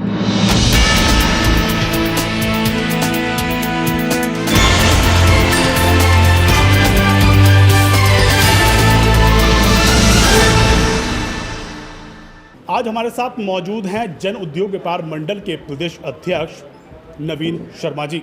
वह उत्तर प्रदेश के व्यापारियों के उत्थान के लिए क्या कार्य करेंगे, इस बारे में JPN 7 ने उनसे बात की। आइए जानते हैं वह क्या कहते हैं। जी शर्मा जी, आप जन उद्योग व्यापार मंडल के प्रदेश अध्यक्ष हैं। व्यापारियों के उत्थान के लिए आपका व्यापार मंडल किस किस तरह के कार्य कर रहा है? सबसे पहले आपके न्यूज़ चैनल को मेरा बहुत बहुत आभार कि आप सब लोगों ने कीमती समय दिया इस कोविड-19 के दौर में। देखिए, जन व्यापारी उद्योग व्यापार मंडल, इसमें एक सबसे बड़ी चीज़ हमने लेकर चली है कि जो छोटे व्यापारी हैं उनका कहीं ना कहीं कोई सेवक नहीं होता, कोई मालिक नहीं होता, उनका कोई हाथ रखने वाला नहीं होता। तो हम सब संगठन के लोगों ने एक अपनी विचारधारा को नीचे के व्यापारियों को उनके एक अच्छे स्थान को लेकर आना, उनके ऊपर उनकी जो उत्पीड़न होता है उनके ऊपर उनकी कोई सुनने वाला नहीं होता है। तो हमने ठेले व्यापारी, रेवड़ी व्यापारी, सड़क व्यापारी, पटरी व्यापारी, इन सब को लेकर एक संगठन को तैयार किया है, जिसमें मेरे साथ रोहितास दीक्षित जो प्रदेश महामंत्री हैं, उनका सहयोग बहुत ही बेहतर है। हम लोग उत्तर प्रदेश के 48 से 50 ज़िलों में अपने आप को कहीं ना कहीं खड़ा कर पाए हैं। जहाँ पर जो बड़े व्यापारी हैं, मेरा उनसे आह्वान है कि जिस प्रकार से अगर छोटा व्यापारी हमारा इस वक्त इधर साल 2 साल से काफ़ी परेशान है, उन सब चीज़ों को समस्या लेकर जब अगर हम उनकी थोड़ी सी मदद करेंगे, उन्हें मरने नहीं देंगे, उनके साथ हम खड़े हो जाएंगे, तो वो संगठन के तरफ से अगर जाता है और हमारा कोई व्यापारी प्रदेश पदाधिकारी है, जिले का पदाधिकारी है, अगर इस चीज़ को वो आगे करता है तो हम सब लोग अपने जन व्यापारी उद्योग व्यापार मंडल उसको सहयोग करते हैं, जिसमें हम धनराशि की सहयोग करते हैं जो हम किसी से लेते नहीं, हम अपने फंड से ही देते हैं। प्लस हमारे पदाधिकारी जो भी कहीं ना कहीं पुलिस उत्पीड़न हो या उनसे कोई टैक्स मांगता हो या गुंडा टैक्स हो, इस प्रकार की बाधाओं को लेकर हम सरकार तक ये मैसेज पहुंचाते हैं। रही बात, व्यापार मंडल बहुत हैं, सभी अपनी जगह बेहतर है, कोई बुरा नहीं होता, कोई अच्छा नहीं होता। उसकी कार्यशैलियाँ क्या हैं, कार्यशैलियों के हिसाब से हर एक व्यापारी का अपना अपना विचारधारा होता है, अपना अपना मेमोरेंडम होता है। हमारा क्या है कि मैं उत्तर प्रदेश सरकार के सहयोग से कहीं ना कहीं ये चाहता हूँ कि सरकार की जो बातें हैं व्यापारियों तक सही तरीके से पहुँचें। कभी कभी क्या होता है कि सरकार भी व्यापारियों के लिए अच्छे कार्य करती है मगर संदेश नहीं पहुंचा पाती। तो मैं कोशिश कर रहा हूं कि उत्तर प्रदेश सरकार जो हमारी माननीय श्री योगी आदित्यनाथ जी की सरकार है, वो व्यापारियों के हित में क्या काम कर रही है वो सही दिशा निर्देश तक उन तक पहुँचे और हमारे व्यापारियों को पुलिस उत्पीड़न न करे। अभी जैसे माननीय मुख्यमंत्री जी ने कोविड-19 को ध्यान में रखते हुए दूसरी कोरोना लहर बहुत खतरनाक है, इसको लेकर जो उन्होंने गाइडलाइन दी रात्रि कर्फ्यू, इसमें कहीं ना कहीं कुछ जिलों में रात्रि 9 बजे के 10 बजे के बजाय अगर यही हमारे व्यापारी जो छोटे छोटे व्यापारी, उनका शाम का व्यापार चलता है, जैसे ठेले व्यापारी हैं, चाट हुए, आइसक्रीम हुए, खासकर इन सब व्यापारियों का कार्य तो 10 के 11 बजे तक चलता है। तो मैं अपनी सरकार से एक अनुरोध करना चाहूँगा, रात्रि कर्फ्यू जो है वो रात्रि 11 बजे से कर दिया जाए, ताकि जो व्यापारी 10 बजे तक दुकान खोलता है उसे आधा घंटा लगता है अपने सामान को बटोरने में, जिस पे पुलिस वाले उन पर उत्पीड़न ना करें, उन्हें कहीं ना कहीं प्रताड़ित ना करें। तो अगर व्यापार मंडलों की बात की जाए, प्रदेश में, हमारे देश में अनेकों व्यापार मंडल हैं, जन उद्योग व्यापार मंडल के गठन करने के पीछे आपका क्या उद्देश्य है? हमारा सबसे पहला तो एक उद्देश्य है कि मैं व्यापारी सहयोग सभी के साथ करना चाहूँगा। मेरे व्यापार मंडल में विधिक प्रकोष्ठ है, महिला प्रकोष्ठ है, युवा प्रकोष्ठ है, सामान्य और कहीं ना कहीं असामान्य चीज़ों को भी लेकर हम आगे बढ़ जाते हैं। मेरा मुद्दा व्यापारियों से संबंधित साथ साथ कहीं बेरोज़गारी को भी लेकर चल रहा है, मैं उसको भी लेकर आगे बढ़ रहा हूँ।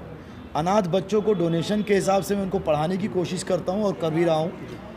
मैं एक तरीके से व्यापारियों को ही लेकर नहीं, व्यापारियों के परिवार से जुड़े हुए लोगों को भी आगे लाना चाह रहा हूँ और मैं सरकार से समय समय पर ये करता रहा हूँ, आह्वान भी करता हूँ। मुझे बात कहनी होती, मैं कहता हूँ कि जैसे जिलों में व्यापार तब बढ़ेगा जब वहाँ का कुछ विकसित होगा, फैक्ट्रियाँ लग जाएँ, छोटी छोटी फैक्ट्रियों में लोगों का समर्थन मिले, जिससे वहाँ का रोज़गार बढ़ेगा, प्लस वहाँ की शिक्षा में भी कहीं ना कहीं और वो जनता आएगी।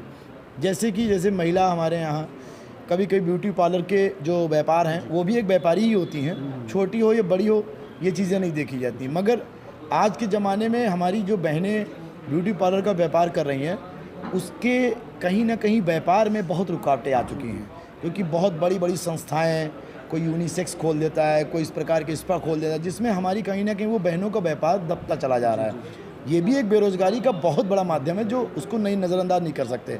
तो मैंने जो महिला प्रकोष्ठ का आह्वान किया, इसमें हम उन छोटे व्यापारियों को भी सरकार से कहीं ना कहीं मदद दिलाने का कार्य करेंगे। अगर व्यापारियों की बात की जाए तो पुलिस प्रशासनिक अधिकारी कहीं ना कहीं व्यापारियों का उत्पीड़न करते हैं, उस उत्पीड़न पर अंकुश लगाने के लिए आपका व्यापार मंडल क्या कर रहा है? सबसे पहले तो माननीय मुख्यमंत्री जी का जो आदेश है कि किसी व्यापारी का अनर्थ ना हो, अगर कोई पुलिसकर्मी अपने होशो हवास में ना हो और कहीं ना कहीं मुझे लगता है उसको अपनी तहजीब, अपने संस्कारों को भूलकर वो किसी छोटे व्यापारी या बड़े व्यापारी से उत्पीड़न करता है, तो मैं उसकी निंदा करता हूं और मैं उस व्यापारी के साथ उस ज़िले में, उस प्रदेश में कहीं ना कहीं खड़ा हो जाऊंगा, चाहे वो भारतीय जनता पार्टी की सरकार हो, चाहे वो किसी की भी सरकार हो। अगर किसी व्यापारी के साथ पुलिस प्रशासन कोई गलत उत्पीड़न करेगी तो मैं उसकी आवाज़ उठाऊँगा, उसके पीछे कहीं भी खड़ा हो जाऊँगा मैं। ये थे व्यापार जन उद्योग व्यापार मंडल के प्रदेश अध्यक्ष नवीन शर्मा, जो कि दावा कर रहे हैं कि व्यापारियों का उत्पीड़न किसी भी कीमत पर बर्दाश्त नहीं किया जाएगा। वीडियो जर्नलिस्ट मोहम्मद मशहूर के साथ आशिकीन कुरैशी, JPN 7।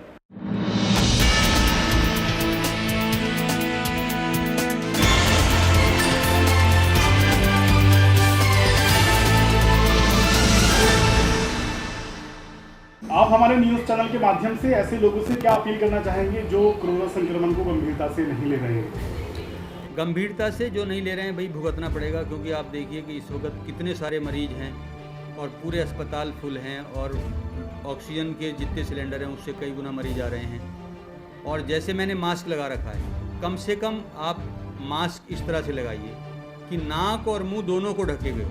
अगर आपने मास्क लगा रखा है और नाक से नीचे है तो वो नो मास्क है। दूसरा, अगर आप ये सस्ता सा मास्क मिलता है 2-3-4 रुपए का, ये डबल मास्क लगाइए भीड़ में जाएं तो। आप ये समझिए मास्क वैक्सीनेशन से कहीं बेहतर है। आज की तारीख में वैक्सीनेशन तो आपको कराने के लिए इंतज़ार करना पड़ेगा और उसमें हो सकता है तब नंबर आए, लेकिन मास्क तो आप किसी भी मेडिकल स्टोर से खरीद सकते हैं। मास्क पहनिए, सोशल डिस्टेंसिंग और मास्क इसका कोरोना का सबसे बेहतर इलाज है। अमरोहा वासियों से मेरी अपील है कि इस सबसे सस्ते इलाज को अपनाएं और शादियों के फंक्शन और चुनावी रैलियों में आप अपने स्तर पे ना जाएं। जो जा रहा है जाने दें। आप खुद संकल्प लें कि आपको ना किसी शादी में जाना है और ना किसी चुनावी रैली में जाना है, और इतना आप संकल्प ले लेंगे तो इससे हम चिकित्सकों का फ़ायदा ये होगा कि हम खुश हो जाएंगे कि आप जिंदा हैं, हम लोगों की भीड़ कम होगी। लेकिन आपके परिवार का ये फ़ायदा होगा कि आप अपने परिवार के बीच में सुकून से ज़िंदा रहेंगे। क्योंकि अमरोहा की न्यूज़ देखिए, पिछले 3-4 दिन में भी चाहे लोगों को पता हो चाहे ना पता हो, 3-4 लोगों का देहांत या इंतकाल हो चुका है, आप लोग जानते ही हैं। इसलिए संभलना तो पड़ेगा ही। अब नहीं संभले 2 दिन बाद, 10 दिन बाद, 20 दिन बाद। आप याद रखिए, आप अपने परिवार के लिए बहुत इम्पोर्टेंट हैं, परिवार के लिए VIP हैं। आप हैं तो आपका परिवार है। आप अपने परिवार के मुखिया ही नहीं, भगवान और खुदा भी हैं। आप हैं तो आपका परिवार जिंदा है, नहीं तो परिवार का क्या होगा आपके बाद। और आप जिंदा भी रहे, तमाम आफ्टर इफेक्ट्स रहते हैं। दूसरी बात है, आफ्टर इफेक्ट्स ना भी रहें, वो जो ट्रॉमा है, वो जब कोरोना का इन्फेक्शन के बाद जब तक आप पॉजिटिव रहेंगे 14, 15 दिन, 17 दिन, वो जो पारिवारिक पीड़ा है, जेल की सज़ा है, वो ये मास्क बचा सकता है। 2 रुपए का मास्क है मेडिकल पे, हमारे पास कई सारे मेडिकल हैं अमरोहा में, सब में 2 रुपए का आजकल 5 का मिल जाता होगा। सोशल डिस्टेंसिंग आप मेंटेन रखिए, सैनिटाइजर का इस्तेमाल कीजिए, साबुन से हाथ धुलिए, और इससे बढ़िया कोई इलाज नहीं। और सबसे सस्ता और सबसे टिकाऊ, सबसे कारगर, सबसे असरदार इलाज कोरोना का यही। बाकी सब चीज़ें बात हैं, ठीक है। कोरोना संक्रमण की अगर हम बात करें तो बीच में ये कहीं ना कहीं कोरोना डाउन हुआ था। क्या कारण मानते हैं इसके पीछे कि दोबारा से कोरोना के मरीज एकदम बढ़े हैं तेजी के साथ?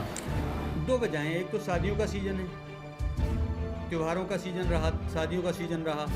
तीसरा, आपको सबको पता ही है कि चुनावों का सीज़न है। आजकल हमारे ज़िले में तमाम चुनावी रैलियां हैं। तीसरा, कहीं ना कहीं जो किसान आंदोलन है उसका भी काफ़ी बड़ा हाथ रहा। चौथा, जैसे ट्रेनें, बसें चल रही हैं, बाज़ारों की भीड़ है, और इन सब से भी पहले हमारी आम जनता की लापरवाही। और मेडिकल पॉइंट ऑफ व्यू से बताऊं मैं कि डॉक्टर होने के नाते कि कोरोना का जो संक्रमण है वो गर्मियों के वजह से थोड़ा बढ़ा है इस वक्त। उसको हम लोगों ने कई गुना बढ़ा दिया अपनी लापरवाही से। इस वक्त बढ़ना तो था ही। हर वायरल इन्फेक्शन की वेव ईयरली आती है, चाहे वो जुकाम सर्दी हो, चाहे वो डेंगू हो, चाहे इन्फ्लुएंजा हो, चाहे अपर रेस्पिरेटरी ट्रैक्ट इन्फेक्शन हो, और तरह के वायरस हों, उसकी आती है। इसकी ज़्यादा हम लोगों की वजह से आ गई, क्योंकि ये थोड़ा खतरनाक वायरस है। इसको शरीर को इसकी आदत पड़ने में, वैक्सीनेशन होने में कुछ साल लग जाएंगे। अभी हम लोगों के यही साल नहीं, आने वाले 1, 2, 3 साल भी कष्ट के हैं।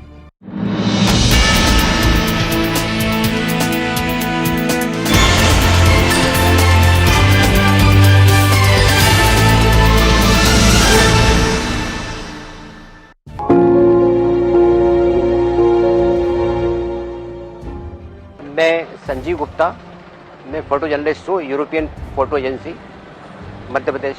15 अप्रैल को मैं कोविड-19 के फिंडल करने भदभदा विश्राम घाट गया था शाम को 6 बजे। पहले मुझे लगा कि सामान्य सी बात है, कोई एक नॉर्मल सी कवरेज होगी, लेकिन मैंने वहाँ देखा शाम को 6 बजे तो 45 शव एक साथ जल रहे थे। सरकार के दावे हैं 4 के, जब नीचे से समझ में नहीं आता, जब ड्रोन से ऊपर से देखा तो आप गिन सकते हो उसमें 45 शव।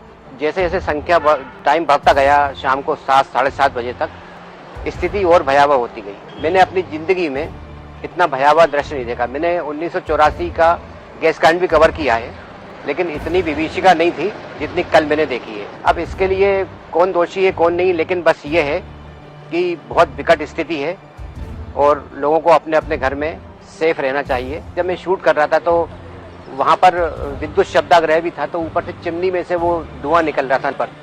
तो एक भाई बहन आए वहाँ से, उनकी मदर एक्सपायर हो चुकी थी, तो बच्ची कहने लगी कि अंकल मेरी माँ जा रही है ऊपर भगवान के पास, उसका फ़ोटो खींच लो आप।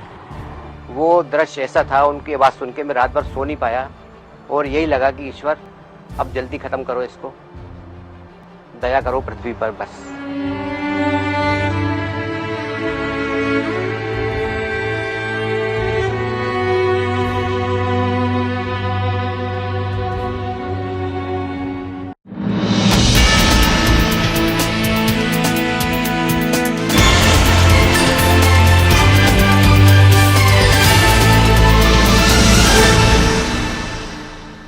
मैं हूं आशिकीन कुरैशी, आप देख रहे हैं JPN 7 न्यूज। बात अब शहर के उद्योगपति अजय टंडन की। पिछले दिनों उनकी माता का निधन हो गया था। उनकी आत्मा को शांति देने के लिए RK पब्लिक स्कूल में प्रार्थना सभा का आयोजन किया गया, जिसमें विधान परिषद सदस्य जयपाल सिंह व्यस्त और शहर के गणमान्य लोगों ने भाग लिया और स्वर्गीय श्रीमती कृष्णा टंडन को शोक श्रद्धांजलि अर्पित की। वहीं दिल्ली से आए कलाकारों ने भजन धार्मिक गीत प्रस्तुत किए। Radha Krishna public school Kailsa road पर हुई प्रार्थना सभा में धनराज टंडन, राजकुमार टंडन, महेंद्र टंडन, संजय मालीवाल, योगेश जैन, नगर पालिका परिषद की चेयरमैन श्रीमती शशि जैन, निखिल जैन, पंकज मित्तल सहित शहर के गणमान्य लोग मौजूद रहे। वीडियो जर्नलिस्ट स्वामी मशकूर के साथ आशिकीन कुरैशी की रिपोर्ट।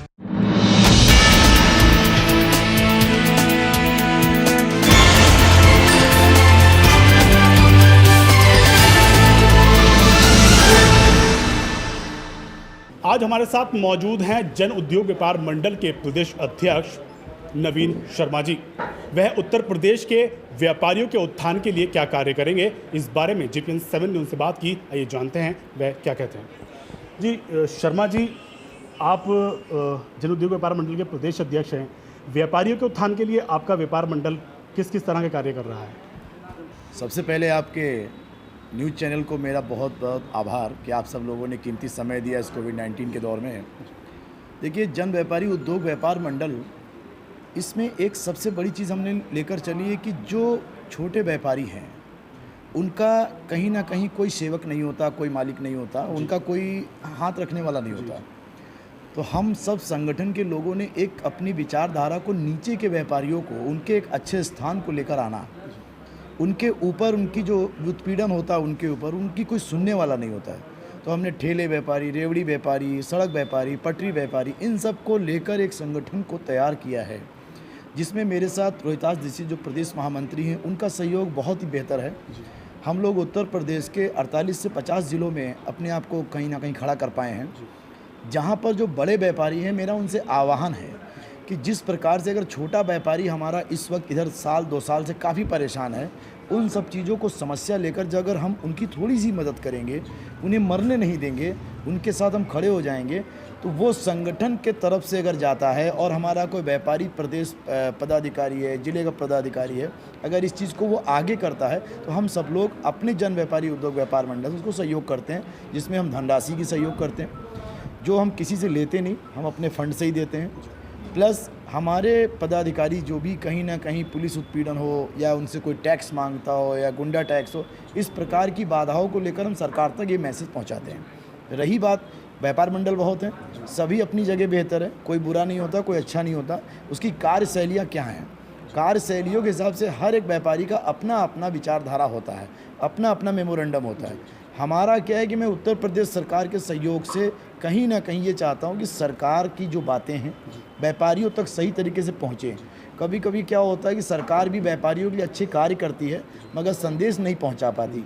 तो मैं कोशिश कर रहा हूँ कि उत्तर प्रदेश सरकार जो हमारी माननीय श्री योगी आदित्यनाथ जी की सरकार है, वो व्यापारियों के हित में क्या काम कर रही है, वो सही दिशा निर्देश तक उन तक पहुँचे और हमारे व्यापारियों को पुलिस उत्पीड़न न करे। अभी जैसे माननीय मुख्यमंत्री जी ने कोविड-19 को ध्यान में रखते हुए दूसरी कोरोना लहर बहुत खतरनाक है, इसको लेकर जो उन्होंने गाइडलाइन दी रात्रि कर्फ्यू, इसमें कहीं ना कहीं कुछ जिलों में रात्रि 9 बजे के 10 बजे के बजाय अगर यही हमारे व्यापारी जो छोटे छोटे व्यापारी, उनका शाम का व्यापार चलता है, जैसे ठेले व्यापारी हैं, चाट हुए, आइसक्रीम हुए, खासकर इन सब व्यापारियों का कार्य तो 10 के 11 बजे तक चलता है। तो मैं अपनी सरकार से एक अनुरोध करना चाहूँगा, रात्रि कर्फ्यू जो है वो रात्रि 11 बजे से कर दिया जाए, ताकि जो व्यापारी 10 बजे तक दुकान खोलता है उसे आधा घंटा लगता है अपने सामान को बटोरने में, जिस पे पुलिस वाले उन पर उत्पीड़न ना करें, उन्हें कहीं ना कहीं प्रताड़ित ना करें। तो अगर व्यापार मंडलों की बात की जाए, प्रदेश में, हमारे देश में अनेकों व्यापार मंडल हैं। जन उद्योग व्यापार मंडल के गठन करने के पीछे आपका क्या उद्देश्य है? हमारा सबसे पहला तो एक उद्देश्य है कि मैं व्यापारी सहयोग सभी के साथ करना चाहूँगा। मेरे व्यापार मंडल में विधिक प्रकोष्ठ है, महिला प्रकोष्ठ है, युवा प्रकोष्ठ है, सामान्य और कहीं ना कहीं असामान्य चीज़ों को भी लेकर हम आगे बढ़ जाते हैं। मेरा मुद्दा व्यापारियों से संबंधित साथ साथ कहीं बेरोज़गारी को भी लेकर चल रहा है, मैं उसको भी लेकर आगे बढ़ रहा हूँ। अनाथ बच्चों को डोनेशन के हिसाब से मैं उनको पढ़ाने की कोशिश करता हूँ और कर भी रहा हूँ। मैं एक तरीके से व्यापारियों को ही लेकर नहीं, व्यापारियों के परिवार से जुड़े हुए लोगों को भी आगे लाना चाह रहा हूँ। और मैं सरकार से समय समय पर ये करता रहा हूँ, आह्वान भी करता हूँ, मुझे बात कहनी होती मैं कहता हूँ कि जैसे ज़िलों में व्यापार तब बढ़ेगा जब वहाँ का कुछ विकसित होगा, फैक्ट्रियाँ लग जाएँ, छोटी छोटी फैक्ट्रियों में लोगों का समर्थन मिले, जिससे वहाँ का रोज़गार बढ़ेगा, प्लस वहाँ की शिक्षा में भी कहीं ना कहीं और वो जनता आएगी। जैसे महिला हमारे यहाँ कभी कभी ब्यूटी पार्लर के जो व्यापार हैं वो भी एक व्यापारी ही होती हैं, छोटी हो या बड़ी हो ये चीज़ें नहीं देखी जाती। मगर आज के ज़माने में हमारी जो बहनें ब्यूटी पार्लर का व्यापार कर रही हैं, उसके कहीं ना कहीं व्यापार में बहुत रुकावटें आ चुकी हैं, क्योंकि बहुत बड़ी बड़ी संस्थाएं, कोई यूनिसेक्स खोल देता है, कोई इस प्रकार के स्पा खोल देता है, जिसमें हमारी कहीं ना कहीं वो बहनों का व्यापार दबता चला जा रहा है। ये भी एक बेरोज़गारी का बहुत बड़ा माध्यम है जो उसको नहीं नज़रअंदाज नहीं कर सकते। तो मैंने जो महिला प्रकोष्ठ का आह्वान किया, इसमें हम उन छोटे व्यापारियों को भी सरकार से कहीं ना कहीं मदद दिलाने का कार्य करेंगे। अगर व्यापारियों की बात की जाए तो पुलिस प्रशासनिक अधिकारी कहीं ना कहीं व्यापारियों का उत्पीड़न करते हैं, उस उत्पीड़न पर अंकुश लगाने के लिए आपका व्यापार मंडल क्या कर रहा है? सबसे पहले तो माननीय मुख्यमंत्री जी का जो आदेश है कि किसी व्यापारी का अनर्थ ना हो, अगर कोई पुलिसकर्मी अपने होशो हवास में ना हो और कहीं ना कहीं मुझे लगता है उसको अपनी तहजीब, अपने संस्कारों को भूल कर वो किसी छोटे व्यापारी या बड़े व्यापारी से उत्पीड़न करता है, तो मैं उसकी निंदा करता हूं और मैं उस व्यापारी के साथ उस ज़िले में, उस प्रदेश में कहीं ना कहीं खड़ा हो जाऊंगा, चाहे वो भारतीय जनता पार्टी की सरकार हो, चाहे वो किसी की भी सरकार हो। अगर किसी व्यापारी के साथ पुलिस प्रशासन कोई गलत उत्पीड़न करेगी तो मैं उसकी आवाज़ उठाऊँगा, उसके पीछे कहीं भी खड़ा हो जाऊँगा मैं। ये थे व्यापार जन उद्योग व्यापार मंडल के प्रदेश अध्यक्ष नवीन शर्मा, जो कि दावा कर रहे हैं कि व्यापारियों का उत्पीड़न किसी भी कीमत पर बर्दाश्त नहीं किया जाएगा। वीडियो जर्नलिस्ट मोहम्मद मशहूर के साथ आशिकीन कुरैशी, JPN 7।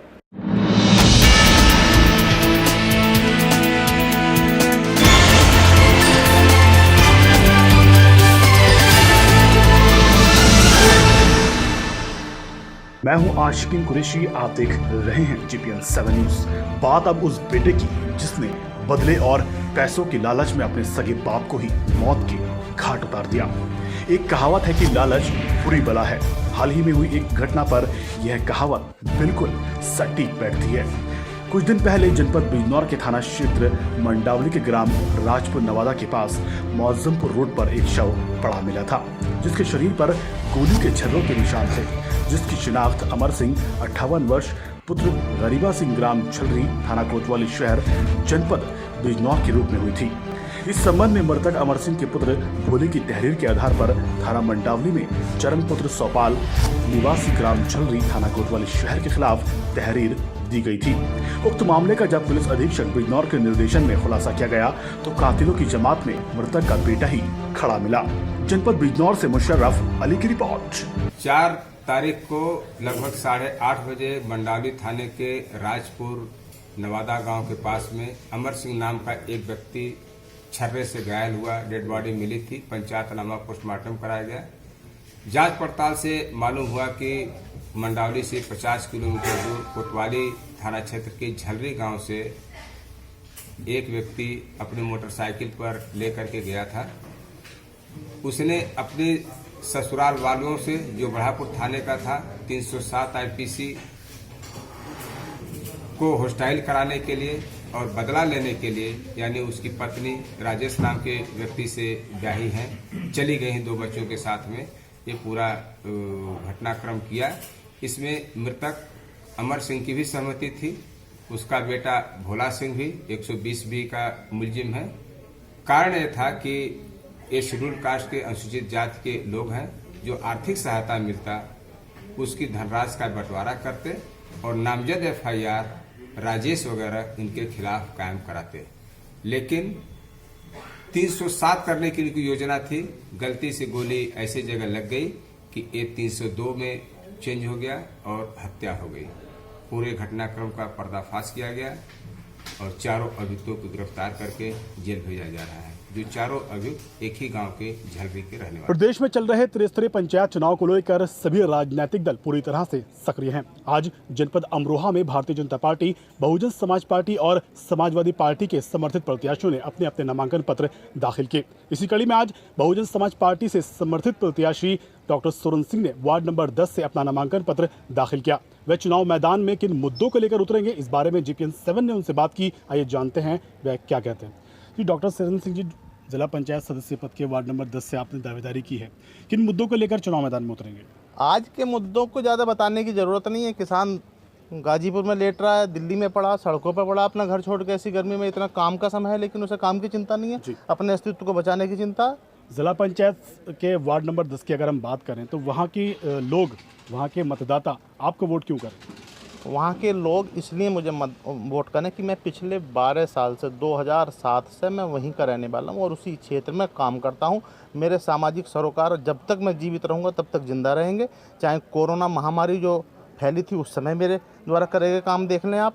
कई लोग ऐसे हैं जो अपने आप को राजनीतिक बताते हैं, राजनीति उनका व्यवसाय है। मेरा राजनीति व्यवसाय नहीं है, मेरे लिए राजनीति समाज सेवा है और उसको मुझे बताने की ज़रूरत नहीं है। हर गांव का आदमी जानता है कि सोरन सिंह क्या करता है जब कोई मेरी ज़रूरत पड़ती है। सोरन सिंह जी, अगर बात करें हार और जीत की, किस आधार पे आप जीत हासिल करेंगे?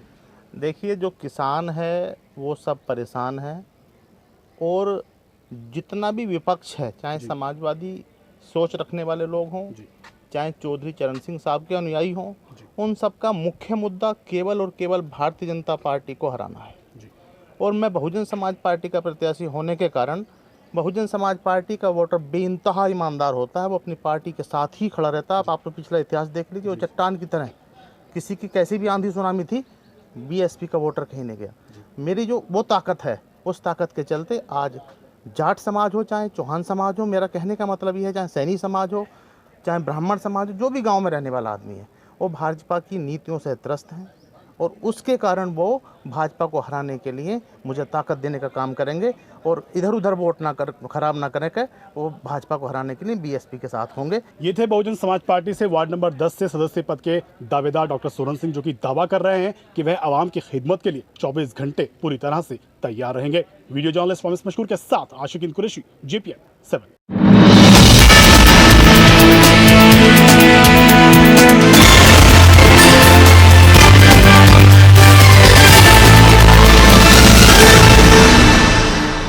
त्रिस्तरीय पंचायत चुनाव को लेकर पुलिस और प्रशासन पूरी तरह से सतर्क और मुस्तैद दिखाई दिया। वहीं अमरोहा ब्लॉक में नामांकन कराने वालों की भारी भीड़ देखी गई। यातायात व्यवस्था बाधित न हो, उसके लिए मौके पर ट्रैफिक पुलिस तैनात की गई थी। वहीं उप जिलाधिकारी इंद्रनंदन सिंह ने बताया कि अमरोहा ब्लॉक में नामांकन प्रक्रिया 8 अप्रैल तक जारी रहेगी। वीडियो जर्नलिस्ट फामिस मशकूर के साथ आशिकीन कुरैशी, GPN 7। मैं हूं आशिकीन कुरैशी, आप देख रहे हैं GPN 7 न्यूज। बात अब पंचायत चुनाव की। त्रिस्तरीय पंचायत चुनाव के लिए आज 7 अप्रैल से नामांकन प्रक्रिया शुरू हो गई, जो कि 8 अप्रैल तक जारी रहेगी। दावेदार सुबह 8 बजे से लेकर शाम 5 बजे तक नामांकन करा सकते हैं। अमरोहा ब्लॉक में आज नामांकन के लिए दावेदारों की भारी भीड़ देखी गई। वहीं चुनाव को लेकर पुलिस और प्रशासन पूरी तरह से सतर्क और मुस्तैद दिखा। वहीं कोविड-19 के संक्रमण को देखते हुए अमरोहा ब्लॉक में कोविड हेल्प डेस्क भी अपने कार्यों को अंजाम देती दिखी। उप जिलाधिकारी इंद्रनंदन सिंह ने बताया कि चुनाव निष्पक्ष और शांतिपूर्वक संपन्न कराना ही प्रशासन का लक्ष्य है। आपको बताते चलें कि जिला पंचायत सदस्य पद के लिए 27, ग्राम प्रधान के 597 और बीडीसी सदस्य पद के 683 पदों के लिए नामांकन पत्र दाखिल किए जाएंगे। वीडियो जर्नलिस्ट रमेश मशकूर के साथ आशिकीन की रिपोर्ट। त्रिस्तरीय पंचायत चुनाव को लेकर पुलिस और प्रशासन पूरी तरह से सतर्क और मुस्तैद दिखाई दिया। वहीं अमरोहा ब्लॉक में नामांकन कराने वालों की भारी भीड़ देखी गई। यातायात व्यवस्था बाधित न हो उसके लिए मौके पर ट्रैफिक पुलिस तैनात की गई थी। वहीं उप जिलाधिकारी इंद्रनंदन सिंह ने बताया कि अमरोहा ब्लॉक में नामांकन प्रक्रिया 8 अप्रैल तक जारी रहेगी। वीडियो जर्नलिस्ट रमेश मशहूर के साथ आशिकीन कुरैशी, JPN 7।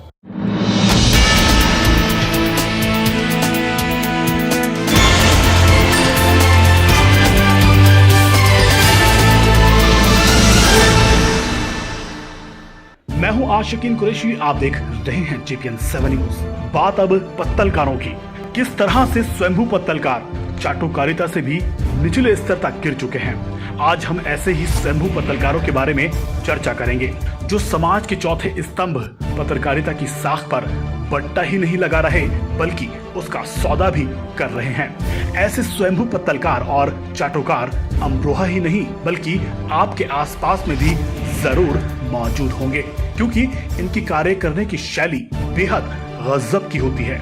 आज हम उस गैंग की बात करेंगे जो पत्तलकारिता और चाटुकारिता की आड़ में ऐसे कृत्यों को अंजाम दे रहा है जिसे सुनकर पत्रकारिता भी अपना दम तोड़ दे, क्योंकि ये दलाल और चापलूस पत्तलकार ऐसे घिनौने कृत्यों को अंजाम दे रहे हैं जिसको शब्दों में भी बयान नहीं किया जा सकता, लेकिन उनको उजागर करना हम अपना कर्तव्य समझते हैं। क्योंकि एक मछली पूरे तालाब को गंदा करती है, लेकिन जब तालाब में गंदी मछलियों की तादाद बढ़ जाए तो ऐसे में क्या किया जा सकता है?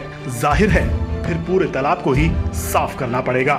पत्रकारिता जगत में ऐसी गंदी मछलियों की तादाद अब हद पार कर चुकी है। ये वही पत्रकार हैं जिन्होंने पत्रकारिता के कलम को शर्मसार तो क्या ही, उसको खुले बाजार में नीलाम करने से भी ये लोग नहीं चूके। आप सभी लोग इसके समाज पर पड़ने वाले दुष्प्रभाव से अच्छी तरह से वाकिफ होंगे। मैं दावे के साथ कह सकता हूँ, आप हमारी यह रिपोर्ट देखते समय आपके जहन में किसी ऐसे ही स्वयंभू पत्तलकार की छवि जरूर उत्पन्न हो रही होगी जिनसे हमारा समाज, पुलिस प्रशासन, राजनीतिक, समाजसेवी और कलमकार खुद बेहद त्रस्त हैं।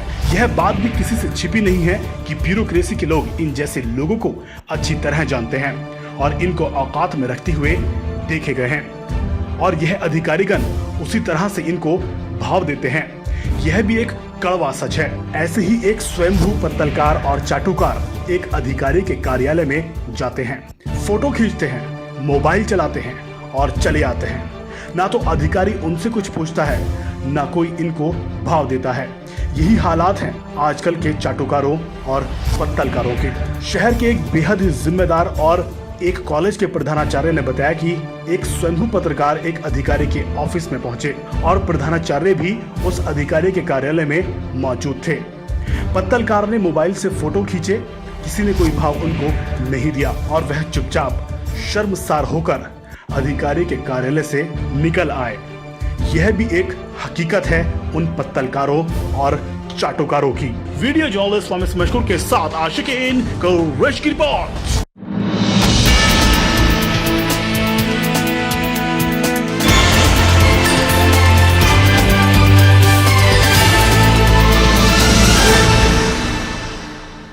मैं हूं आशिकीन कुरैशी, आप देख रहे हैं JPN 7 न्यूज। बात अब नगर पालिका परिषद अमरोहा की। नगर पालिका परिषद बोर्ड की बैठक में 69 करोड़ 6,50,000 के बजट को बोर्ड ने ध्वनि मत से पारित कर दिया। बजट पारित होने के बाद बोर्ड की बैठक जबरदस्त हंगामे की भेंट चढ़ गई। गौरतलब है कि पालिका बोर्ड की बैठक में प्रोटोकॉल के अनुसार सभासद ही बोर्ड की बैठक में हिस्सा ले सकते हैं और सदन में अपनी समस्याओं को उठा सकते हैं, लेकिन आज अमरोहा नगर पालिका परिषद बोर्ड की बैठक में सभासदपति कमल नकवी पालिका प्रोटोकॉल की धज्जियां उड़ाते दिखे। आपको बता दें कि पालिका बोर्ड की बैठक में बजट पास होने के उपरांत जैसे ही सभासदपति कमल नकवी ने बैठक में अपनी पत्नी की जगह खुद अपनी बात रखनी चाहिए, तभी सीनियर सभासद सरताज आलम सिद्दीकी व अन्य सभासदों ने इसका कड़ा विरोध करते हुए कमल नकवी को बोर्ड की बैठक से बाहर करने का आग्रह अधिशासी अधिकारी से किया। उन्होंने कहा कि बोर्ड की बैठक में केवल सभासद ही अपना पक्ष रख सकते हैं, अन्य किसी को उनकी जगह पर बोलने या बैठक में सम्मिलित होने का अधिकार कानूनी रूप से नहीं है। तरह की हरकत कोई भी सभासदपति करता है तो वह इसका कड़ा विरोध करते रहेंगे। उन्होंने अधिशासी अधिकारी से साफ कहा कि वह बोर्ड की गरिमा बनाए रखें और सभासदपति या उनके प्रतिनिधि को बैठक में भाग लेने और अपना पक्ष रखने की अनुमति कभी न दें। अगर वे ऐसा करते हैं तो वह इसका पुरजोर विरोध करेंगे और इसके खिलाफ सरताज आलम सिद्दीकी शासन तक जाएंगे और जरूरत पड़ी तो पालिका के खिलाफ वे कोर्ट का दरवाजा भी खटखटा सकते हैं। वहीं नगर पालिका परिषद की चेयरमैन शशि जैन ने बजट ध्वनि मत से पारित करने पर सभी सभासदों का आभार जताया। चेयरमैन शशि जैन ने कहा कि सभासदों के सहयोग के बिना शहर का विकास संभव नहीं है, इसलिए उन्होंने उम्मीद जताई कि सम्मानित सभासद शहर के विकास में सहयोग करते रहेंगे और पालिका को अपना पूरा सहयोग देते रहेंगे। वीडियो जर्नलिस्ट फामिस मशकूर के साथ आशिकीन कुरैश की रिपोर्ट।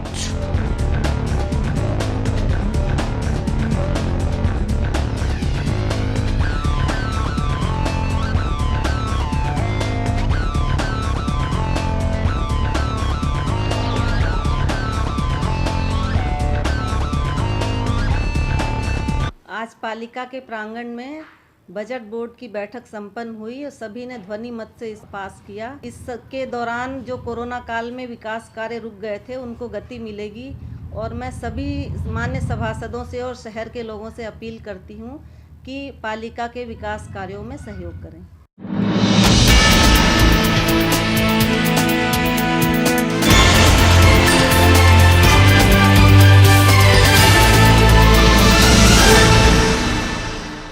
मैं हूं आशिकीन कुरैशी, आप देख रहे हैं GPN 7 न्यूज।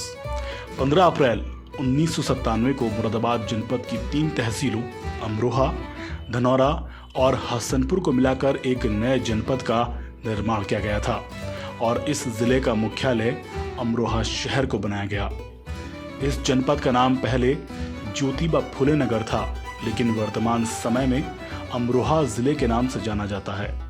2249 वर्ग किलोमीटर क्षेत्रफल में फैले अमरोहा जिले का मुख्यालय अमरोहा शहर में स्थित है, जबकि यह जिला मुरादाबाद के अंतर्गत आता है। जनगणना 2011 के अनुसार जिले की कुल जनसंख्या 18,40,221 थी, जिसमें 9,63,219 पुरुष, 8,76,772 महिलाएं थीं। वहीं धार्मिक आधार पर 10,75,440 हिंदू, 7,30,368 मुस्लिम जनसंख्या सर्वे की गई थी। जिले में मुस्लिमों के अपेक्षा हिंदुओं की 3.25 लाख के करीब जनसंख्या अधिक है, लेकिन जिले का अमरोहा शहर एक मुस्लिम बाहुल्य क्षेत्र है। यहाँ मुस्लिम जनसंख्या हिंदुओं से लगभग 74% ज्यादा है। अमरोहा जिले में प्रति 1000 पुरुष पर 910 महिलाओं की जनसंख्या है, अर्थात जिले का अनुपात 910 के करीब है। अमरोहा जनपद में 4 तहसीलें अमरोहा, हसनपुर, नौगावा, धनौरा हैं, जिनके अंतर्गत 6 विकास खंड आते हैं, जो कि अमरोहा, जोया, हसनपुर, गजरोला, गंगेश्वरी व धनौरा हैं।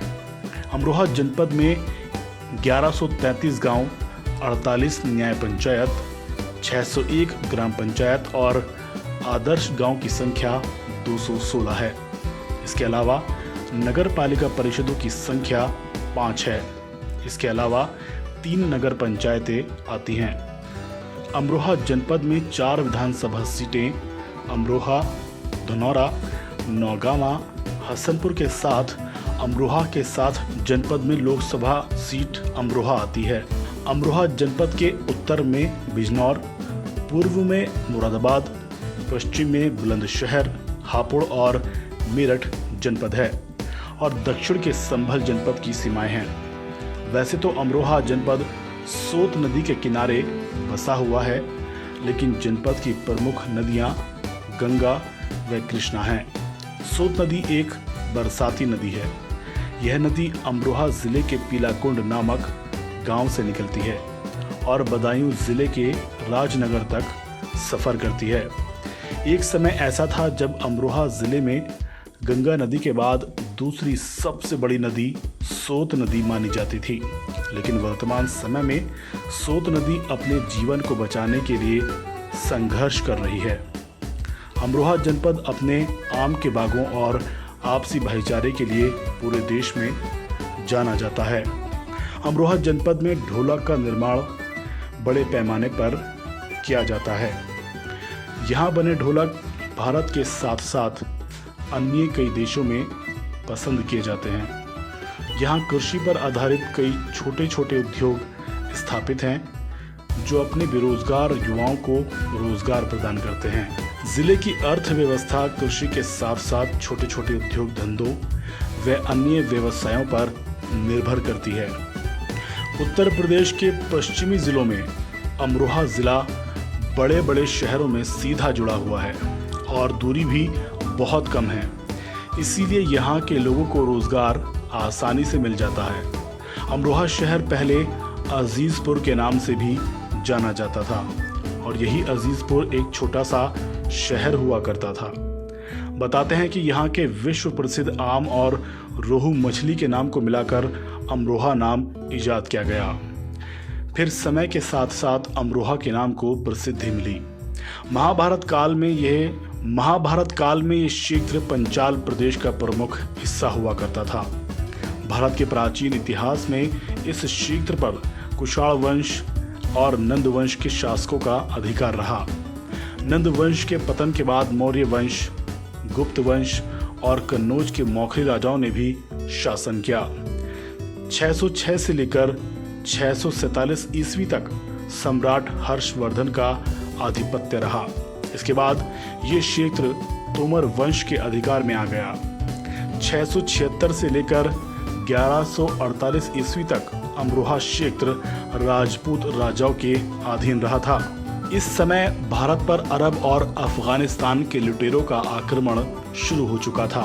सन 1173 ईस्वी में सैयद सलार मसूद गाजी ने इस क्षेत्र में विजय प्राप्त कर ली थी और उसने यहाँ का राज अपने एक सेनापति को सौंपकर पूर्वी भारत विजय अभियान के तहत लखनऊ की तरफ बाराबंकी की ओर बढ़ गया था। 1192 ईस्वी में पृथ्वीराज चौहान मोहम्मद गौरी से पराजित हो गए थे। मोहम्मद गौरी कुतुबुद्दीन ऐबक को दिल्ली की सत्ता सौंपकर चला गया था। कुतुबुद्दीन ऐबक ने अमरोहा के साथ संभल बदायूं पर भी अपना अधिकार स्थापित कर लिया था। 1191 व 1192 तराइन के युद्ध के पहले अमरोहा को दिल्ली के शासक पृथ्वीराज चौहान ने जीतकर अपने शासन में मिला लिया था और अपनी बहन अम्बा को यहाँ की जागीर सौंप दी थी। लेकिन 1192 के बाद अमरोहा दिल्ली के राज करने वाले सुल्तानों के अधीन रहा। गुलाम वंश, खिलजी वंश, तुगलक वंश, सैयद वंश, लोधी वंश के बाद बाबर से लेकर हुमायूं, अकबर, जहांगीर, शाहजहां और औरंगजेब जैसे मुगल बादशाहों के अधीन ही रहा था ये क्षेत्र। बाद में ये क्षेत्र अवध के नवाबों के नियंत्रण में आ गया था, लेकिन 1801 ईस्वी में इस क्षेत्र पर अंग्रेजी हुकूमत कायम हो गई थी। अब तक पूरे भारत में अंग्रेजी हुकूमत स्थापित हो चुकी थी। अंग्रेजों का अत्याचार दिनों दिन बढ़ता जा रहा था। आखिर 1857 में ज्वाला भड़की और जगह जगह अंग्रेजी सरकार का विरोध किया जाने लगा। अमरोहा जनपद से भी सैकड़ों क्रांतिकारी आगे आए। अंग्रेजों की तमाम चौकियों और दफ्तरों को तोड़ दिया गया और जेलों को तोड़कर अपने साथियों को आज़ाद कराया गया। इनमें से कुछ लोगों को काला पानी की सजा दी गई और कुछ लोगों को फांसी पर लटका दिया गया था। लेकिन अमरोहा में लोगों का हौसला नहीं टूटा था। वह सभी भारतीयों के साथ अंग्रेजी सरकार के खिलाफ लड़ते रहे और अंत में 15 अगस्त 1947 को पूरे देश से अंग्रेजों को भागना पड़ा। अमरोहा जनपद के ऐतिहासिक सफर को यहीं पर समाप्त करते हुए अब आपको ले चलते हैं अमरोहा जनपद के धार्मिक, ऐतिहासिक और अन्य पर्यटक स्थलों की सैर पर। गजरौला। अमरोहा जनपद का ये शहर औद्योगिक शहर के रूप में विकसित हो चुका है। यहाँ कई छोटे छोटे उद्योग धंधों के साथ हिंदुस्तान लीवर का शिवालिक सेलुलास, चड्डा रबर फैक्ट्री, वाम ऑर्गेनिक बहुचर्चित कंपनियां अपना उपक्रम भी यहाँ स्थापित कर चुकी हैं। यहीं गजरौला के पास ही एक ऐतिहासिक बाग है जिसे लखा बाग कहा जाता है। आज़ादी से पहले इस बाग में 1 लाख से ज़्यादा फलदार पेड़ हुआ करते थे, लेकिन वर्तमान समय में 1000 से भी कम ही पेड़ बचे हैं। गजरौला अमरोहा शहर का एक प्राचीन और ऐतिहासिक शहर है। हज़रत शाह विलायत की दरगाह। हज़रत शाह विलायत शाह की दरगाह अमरोहा बिजनौर रोड पर स्थित है। ऐसी मान्यता है कि यहाँ पर आने वाले सभी ज़ायरीनों की मुरादें पूरी होती हैं। इस दरगाह को कौमी एकता का प्रतीक भी माना जाता है। इस दरगाह के चारों तरफ जहरीले काले बिच्छुओं का झुंड मौजूद रहता है, लेकिन ख़ास बात यह है कि ये बिच्छू किसी को डंक नहीं मारते, इसलिए इस दरगाह को बिच्छू वाली दरगाह के नाम से भी जाना जाता है। अगर आप अमरोहा आएँ तो इस दरगाह में जाकर चमत्कार ज़रूर देखें, सच में आप हैरान हो जाएंगे। वासुदेव मंदिर। अमरोहा में मौजूद वासुदेव मंदिर हिंदुओं का एक प्रसिद्ध धर्म स्थल है। यह मंदिर काफ़ी प्राचीन है। ऐसा माना जाता है कि इस मंदिर का निर्माण 500 ईसा पूर्व हुआ था। यहाँ का प्रमुख आकर्षण है 51 फीट ऊंचा शिवलिंग, जिसे अभी ही कुछ साल पहले बनाया गया है। इस धर्म स्थल पर हिंदू, मुस्लिम, सिख, ईसाई सभी धर्म के लोग आते हैं, इसीलिए इस मंदिर को भी एकता का प्रतीक माना जाता है। यहाँ एक गुरुद्वारा भी स्थित है जहाँ पर सभी धर्मों के लोग आते हैं। इसके अलावा मीरा बाबा का मंदिर भी यहीं स्थित है। यहाँ भक्तों का तांता लगा रहता है। अमरोहा किला। अमरोहा किला अब तो नहीं रहा, लेकिन उसकी दीवारों के अवशेष अभी भी मौजूद हैं जो शहर के गौरवशाली इतिहास को बयान करते हैं। इस किले का निर्माण मुगल बादशाह शाहजहां ने करवाया था। तिगरी दहम।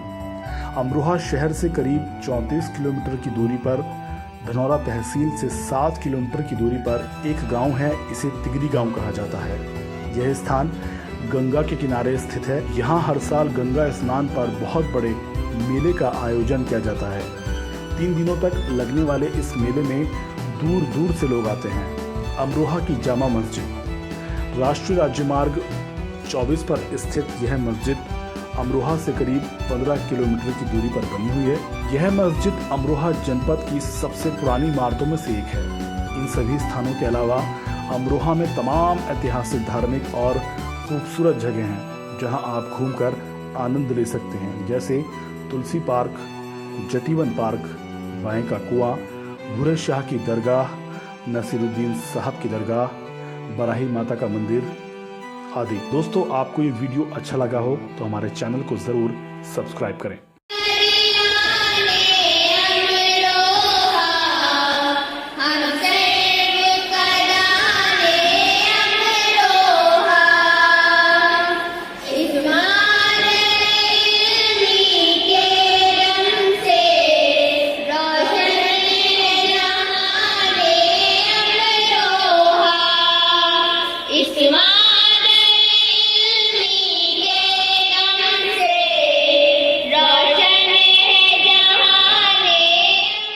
प्रदेश में चल रहे त्रिस्तरीय पंचायत चुनाव को लेकर सभी राजनीतिक दल पूरी तरह से सक्रिय हैं। आज जनपद अमरोहा में भारतीय जनता पार्टी, बहुजन समाज पार्टी और समाजवादी पार्टी के समर्थित प्रत्याशियों ने अपने अपने नामांकन पत्र दाखिल किए। इसी कड़ी में आज बहुजन समाज पार्टी से समर्थित प्रत्याशी डॉक्टर सुरन सिंह ने वार्ड नंबर 10 से अपना नामांकन पत्र दाखिल किया। वे चुनाव मैदान में किन मुद्दों को लेकर उतरेंगे, इस बारे में GPN 7 ने उनसे बात की। आइए जानते हैं वे क्या कहते हैं।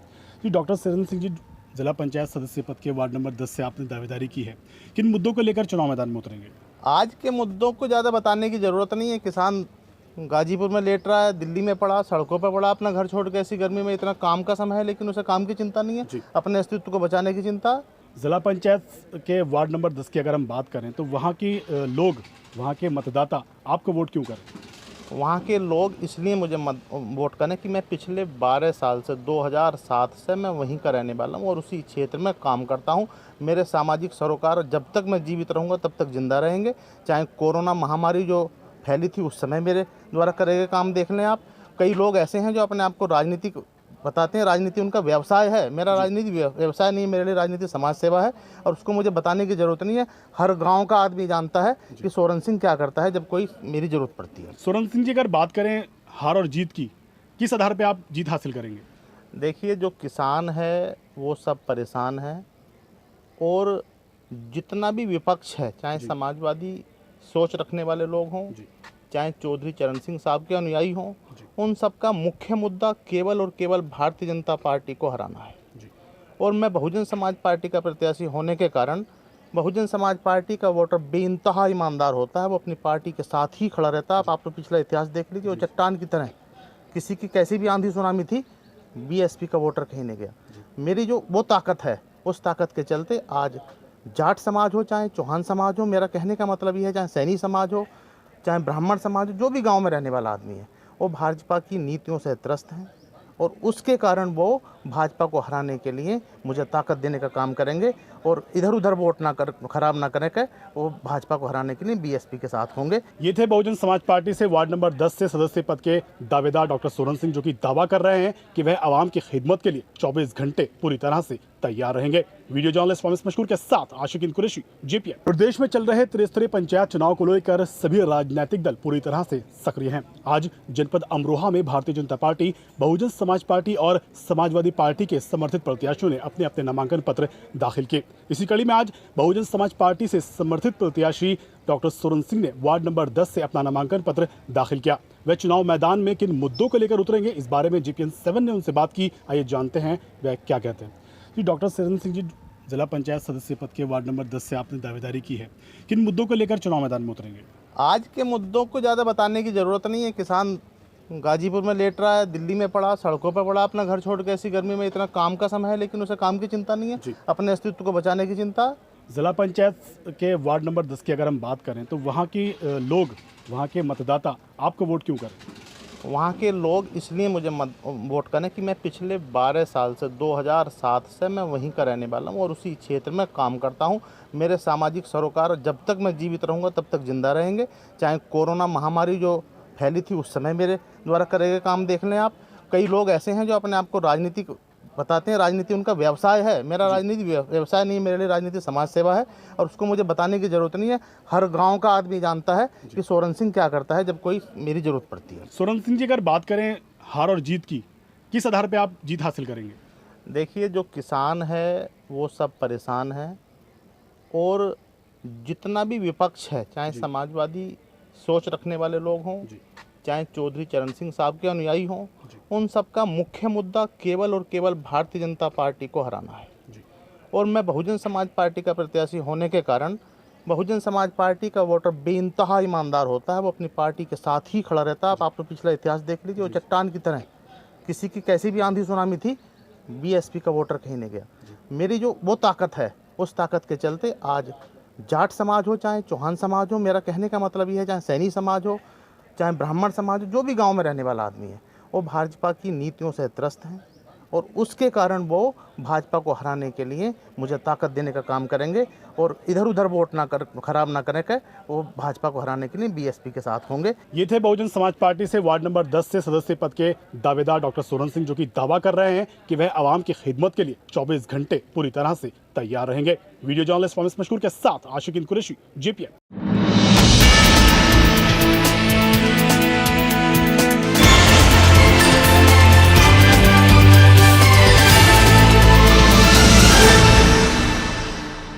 आज हमारे साथ मौजूद हैं जन उद्योग व्यापार मंडल के प्रदेश अध्यक्ष नवीन शर्मा जी।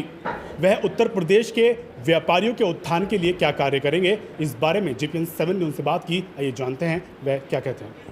जी शर्मा जी, आप जन उद्योग व्यापार मंडल के प्रदेश अध्यक्ष हैं। व्यापारियों के उत्थान के लिए आपका व्यापार मंडल किस किस तरह के कार्य कर रहा है? सबसे पहले आपके न्यूज़ चैनल को मेरा बहुत बहुत आभार कि आप सब लोगों ने कीमती समय दिया इस कोविड-19 के दौर में। देखिए, जन व्यापारी उद्योग व्यापार मंडल, इसमें एक सबसे बड़ी चीज़ हमने लेकर चली है कि जो छोटे व्यापारी हैं उनका कहीं ना कहीं कोई सेवक नहीं होता, कोई मालिक नहीं होता, उनका कोई हाथ रखने वाला नहीं होता। तो हम सब संगठन के लोगों ने एक अपनी विचारधारा को नीचे के व्यापारियों को उनके एक अच्छे स्थान को लेकर आना, उनके ऊपर उनकी जो उत्पीड़न होता है उनके ऊपर उनकी कोई सुनने वाला नहीं होता है। तो हमने ठेले व्यापारी, रेवड़ी व्यापारी, सड़क व्यापारी, पटरी व्यापारी, इन सब को लेकर एक संगठन को तैयार किया है, जिसमें मेरे साथ रोहितास दीक्षित जो प्रदेश महामंत्री हैं, उनका सहयोग बहुत ही बेहतर है। हम लोग उत्तर प्रदेश के 48 से 50 ज़िलों में अपने आप को कहीं ना कहीं खड़ा कर पाए हैं। जहाँ पर जो बड़े व्यापारी हैं, मेरा उनसे आह्वान है कि जिस प्रकार से अगर छोटा व्यापारी हमारा इस वक्त इधर साल 2 साल से काफ़ी परेशान है, उन सब चीज़ों को समस्या लेकर जो अगर हम उनकी थोड़ी सी मदद करेंगे, उन्हें मरने नहीं देंगे, उनके साथ हम खड़े हो जाएंगे, तो वो संगठन के तरफ से अगर जाता है और हमारा कोई व्यापारी प्रदेश पदाधिकारी है, जिले का पदाधिकारी है, अगर इस चीज़ को वो आगे करता है, तो हम सब लोग अपने जन व्यापारी उद्योग व्यापार मंडल उसको सहयोग करते हैं, जिसमें हम धनराशि की सहयोग करते हैं, जो हम किसी से लेते नहीं, हम अपने फंड से ही देते हैं।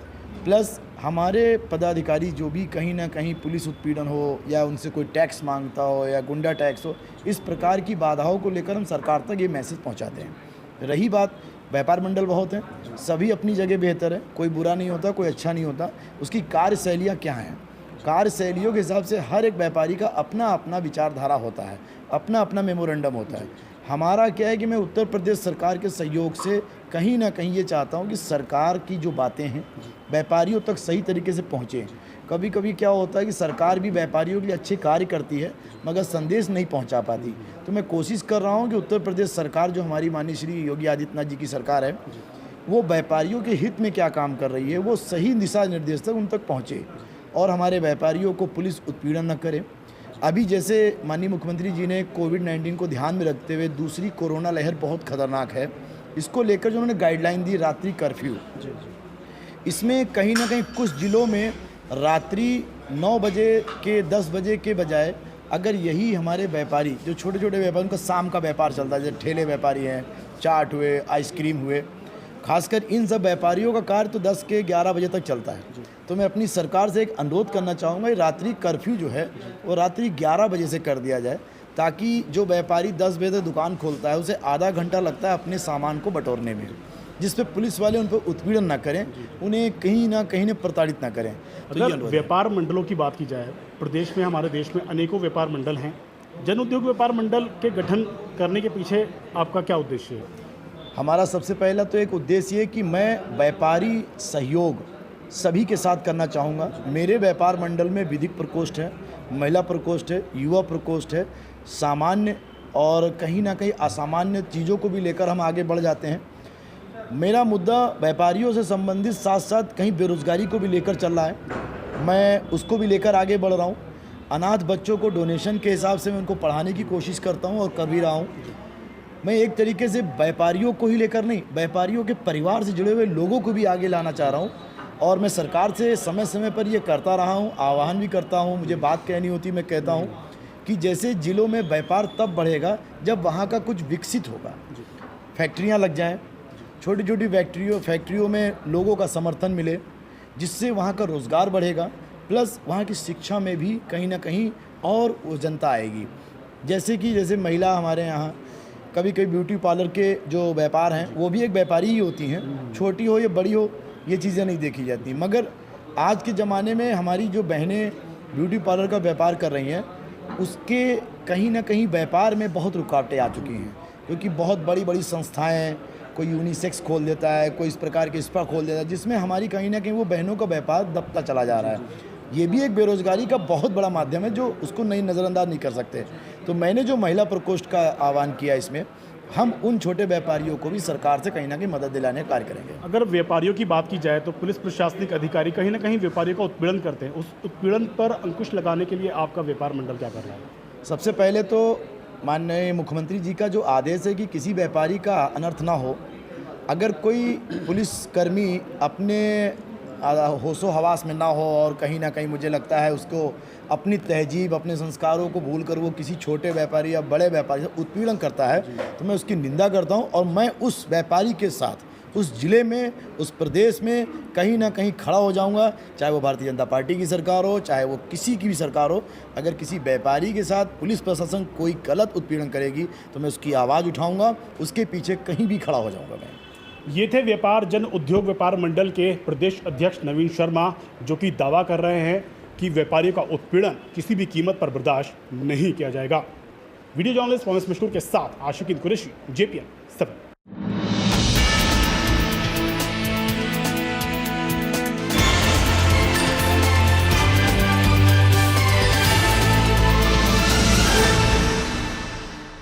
आप हमारे न्यूज़ चैनल के माध्यम से ऐसे लोगों से क्या अपील करना चाहेंगे जो कोरोना संक्रमण को गंभीरता से नहीं ले रहे हैं? गंभीरता से जो नहीं ले रहे हैं भाई भुगतना पड़ेगा, क्योंकि आप देखिए कि इस वक्त कितने सारे मरीज हैं और पूरे अस्पताल फुल हैं और ऑक्सीजन के जितने सिलेंडर हैं उससे कई गुना मरीज आ रहे हैं। और जैसे मैंने मास्क लगा रखा है, कम से कम आप मास्क इस तरह से लगाइए कि नाक और मुंह दोनों को ढके हुए हो। अगर आपने मास्क लगा रखा है और नाक से नीचे है तो वो नो मास्क है। दूसरा, अगर आप ये सस्ता सा मास्क मिलता है 2-3-4 रुपए का, ये डबल मास्क लगाइए भीड़ में जाएं तो। आप ये समझिए मास्क वैक्सीनेशन से कहीं बेहतर है। आज की तारीख में वैक्सीनेशन तो आपको कराने के लिए इंतज़ार करना पड़ेगा और उसमें हो सकता है तब नंबर आए, लेकिन मास्क तो आप किसी भी मेडिकल स्टोर से खरीद सकते हैं। मास्क पहनिए, सोशल डिस्टेंसिंग और मास्क, इसका कोरोना का सबसे बेहतर इलाज है। अमरोहा वासियों से मेरी अपील है कि इस सबसे सस्ते इलाज को अपनाएं और शादियों के फंक्शन और चुनावी रैलियों में आप अपने स्तर पे ना जाएं। जो जा रहा है जाने दें। आप खुद संकल्प लें कि आपको ना किसी शादी में जाना है और ना किसी चुनावी रैली में जाना है, और इतना आप संकल्प ले लेंगे तो इससे हम चिकित्सकों का फ़ायदा ये होगा कि हम खुश हो जाएंगे कि आप जिंदा हैं, हम लोगों की भीड़ कम होगी। लेकिन आपके परिवार का ये फ़ायदा होगा कि आप अपने परिवार के बीच में सुकून से ज़िंदा रहेंगे। क्योंकि अमरोहा की न्यूज़ देखिए, पिछले 3-4 दिन में भी, चाहे लोगों को पता हो चाहे ना पता हो, 3-4 लोगों का देहांत इंतकाल हो चुका है, आप लोग जानते ही हैं। इसलिए संभलना तो पड़ेगा ही। अब नहीं संभले 2 दिन बाद, 10 दिन बाद, 20 दिन बाद। आप याद रखिए, आप अपने परिवार के लिए बहुत इम्पोर्टेंट हैं, परिवार के लिए VIP हैं। आप हैं तो आपका परिवार है। आप अपने परिवार के मुखिया ही नहीं, भगवान और खुदा भी हैं। आप हैं तो आपका परिवार जिंदा है, नहीं तो परिवार का क्या होगा आपके बाद। और आप जिंदा भी रहे, तमाम आफ्टर इफेक्ट्स रहते हैं। दूसरी बात है, आफ्टर इफेक्ट्स ना भी रहें, वो जो ट्रॉमा है, वो जब कोरोना का इन्फेक्शन के बाद जब तक आप पॉजिटिव रहेंगे 14, 15 दिन, 17 दिन, वो जो पारिवारिक पीड़ा है, जेल की सज़ा है, वो ये मास्क बचा सकता है। 2 रुपए का मास्क है, मेडिकल पे हमारे पास कई सारे मेडिकल हैं अमरोहा में, सब में 2 रुपए का, आजकल 5 का मिल जाता होगा। सोशल डिस्टेंसिंग आप मेंटेन रखिए, सैनिटाइजर का इस्तेमाल कीजिए, साबुन से हाथ धुलिए, और इससे बढ़िया कोई इलाज नहीं है। और सबसे सस्ता और सबसे टिकाऊ, सबसे कारगर, सबसे असरदार इलाज कोरोना का है। बाकी सब चीज़ें बात हैं, ठीक है। कोरोना संक्रमण की अगर हम बात करें तो बीच में ये कहीं ना कहीं कोरोना डाउन हुआ था। क्या कारण मानते हैं इसके पीछे कि दोबारा से कोरोना के मरीज एकदम बढ़े हैं तेजी के साथ? 2 वजह हैं। एक तो शादियों का सीजन है, त्योहारों का सीजन रहा, शादियों का सीजन रहा। तीसरा, आपको सबको पता ही है कि चुनावों का सीजन है। आजकल हमारे ज़िले में तमाम चुनावी रैलियां हैं। तीसरा, कहीं ना कहीं जो किसान आंदोलन है उसका भी काफ़ी बड़ा हाथ रहा। चौथा, जैसे ट्रेनें, बसें चल रही हैं, बाज़ारों की भीड़ है, और इन सबसे भी पहले हमारी आम जनता की लापरवाही। और मेडिकल पॉइंट ऑफ से बताऊं मैं कि डॉक्टर होने के नाते कि कोरोना का जो संक्रमण है वो गर्मियों के वजह से थोड़ा बढ़ा है इस वक्त, उसको हम लोगों ने कई गुना बढ़ा दिया अपनी लापरवाही से। इस वक्त बढ़ना तो था ही। हर वायरल इन्फेक्शन की वेव ईयरली आती है, चाहे वो जुकाम सर्दी हो, चाहे वो डेंगू हो, चाहे इन्फ्लुएंजा हो, चाहे अपर रेस्पिरेटरी ट्रैक्ट इन्फेक्शन हो और तरह के वायरस हों, उसकी आती है, इसकी ज़्यादा हम लोगों की वजह से आ गई, क्योंकि ये थोड़ा खतरनाक वायरस है। इसको शरीर को इसकी आदत पड़ने में, वैक्सीनेशन होने में कुछ साल लग जाएंगे। अभी हम लोगों के यही साल नहीं, आने वाले 1, 2, 3 साल भी कष्ट के।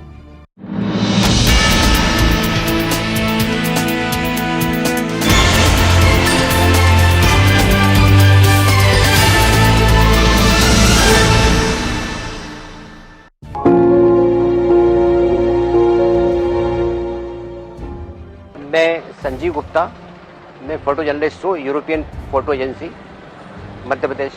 15 अप्रैल को मैं कोविड-19 के फिंडल करने भदभदा विश्राम घाट गया था शाम को 6 बजे। पहले मुझे लगा कि सामान्य सी बात है, कोई एक नॉर्मल सी कवरेज होगी, लेकिन मैंने वहाँ देखा शाम को 6 बजे तो 45 शव एक साथ जल रहे थे। सरकार के दावे हैं 4 के। जब नीचे से समझ में नहीं आता, जब ड्रोन से ऊपर से देखा तो आप गिन सकते हो उसमें 45 शव। जैसे जैसे संख्या टाइम बढ़ता गया, शाम को 7, साढ़े 7 बजे तक स्थिति और भयावह होती गई। मैंने अपनी ज़िंदगी में इतना भयावह दृश्य नहीं देखा। मैंने 1984 का गैस कांड भी कवर किया है, लेकिन इतनी विभीषिका नहीं थी जितनी कल मैंने देखी है। अब इसके लिए कौन दोषी है कौन नहीं, लेकिन बस ये है कि बहुत विकट स्थिति है और लोगों को अपने अपने घर में सेफ रहना चाहिए। जब मैं शूट कर रहा था तो वहाँ पर विद्युत शब्दाग्रह भी था, तो ऊपर से चिमनी में से वो धुआं निकल रहा था पर। तो एक भाई बहन आए वहाँ से, उनकी मदर एक्सपायर हो चुकी थी, तो बच्ची कहने लगी कि अंकल मेरी माँ जा रही है ऊपर भगवान के पास, उसका फ़ोटो खींच लो आप। वो दृश्य ऐसा था, उनकी आवाज़ सुन के मैं रात भर सो नहीं पाया और यही लगा कि ईश्वर अब जल्दी ख़त्म करो इसको, दया करो पृथ्वी पर बस।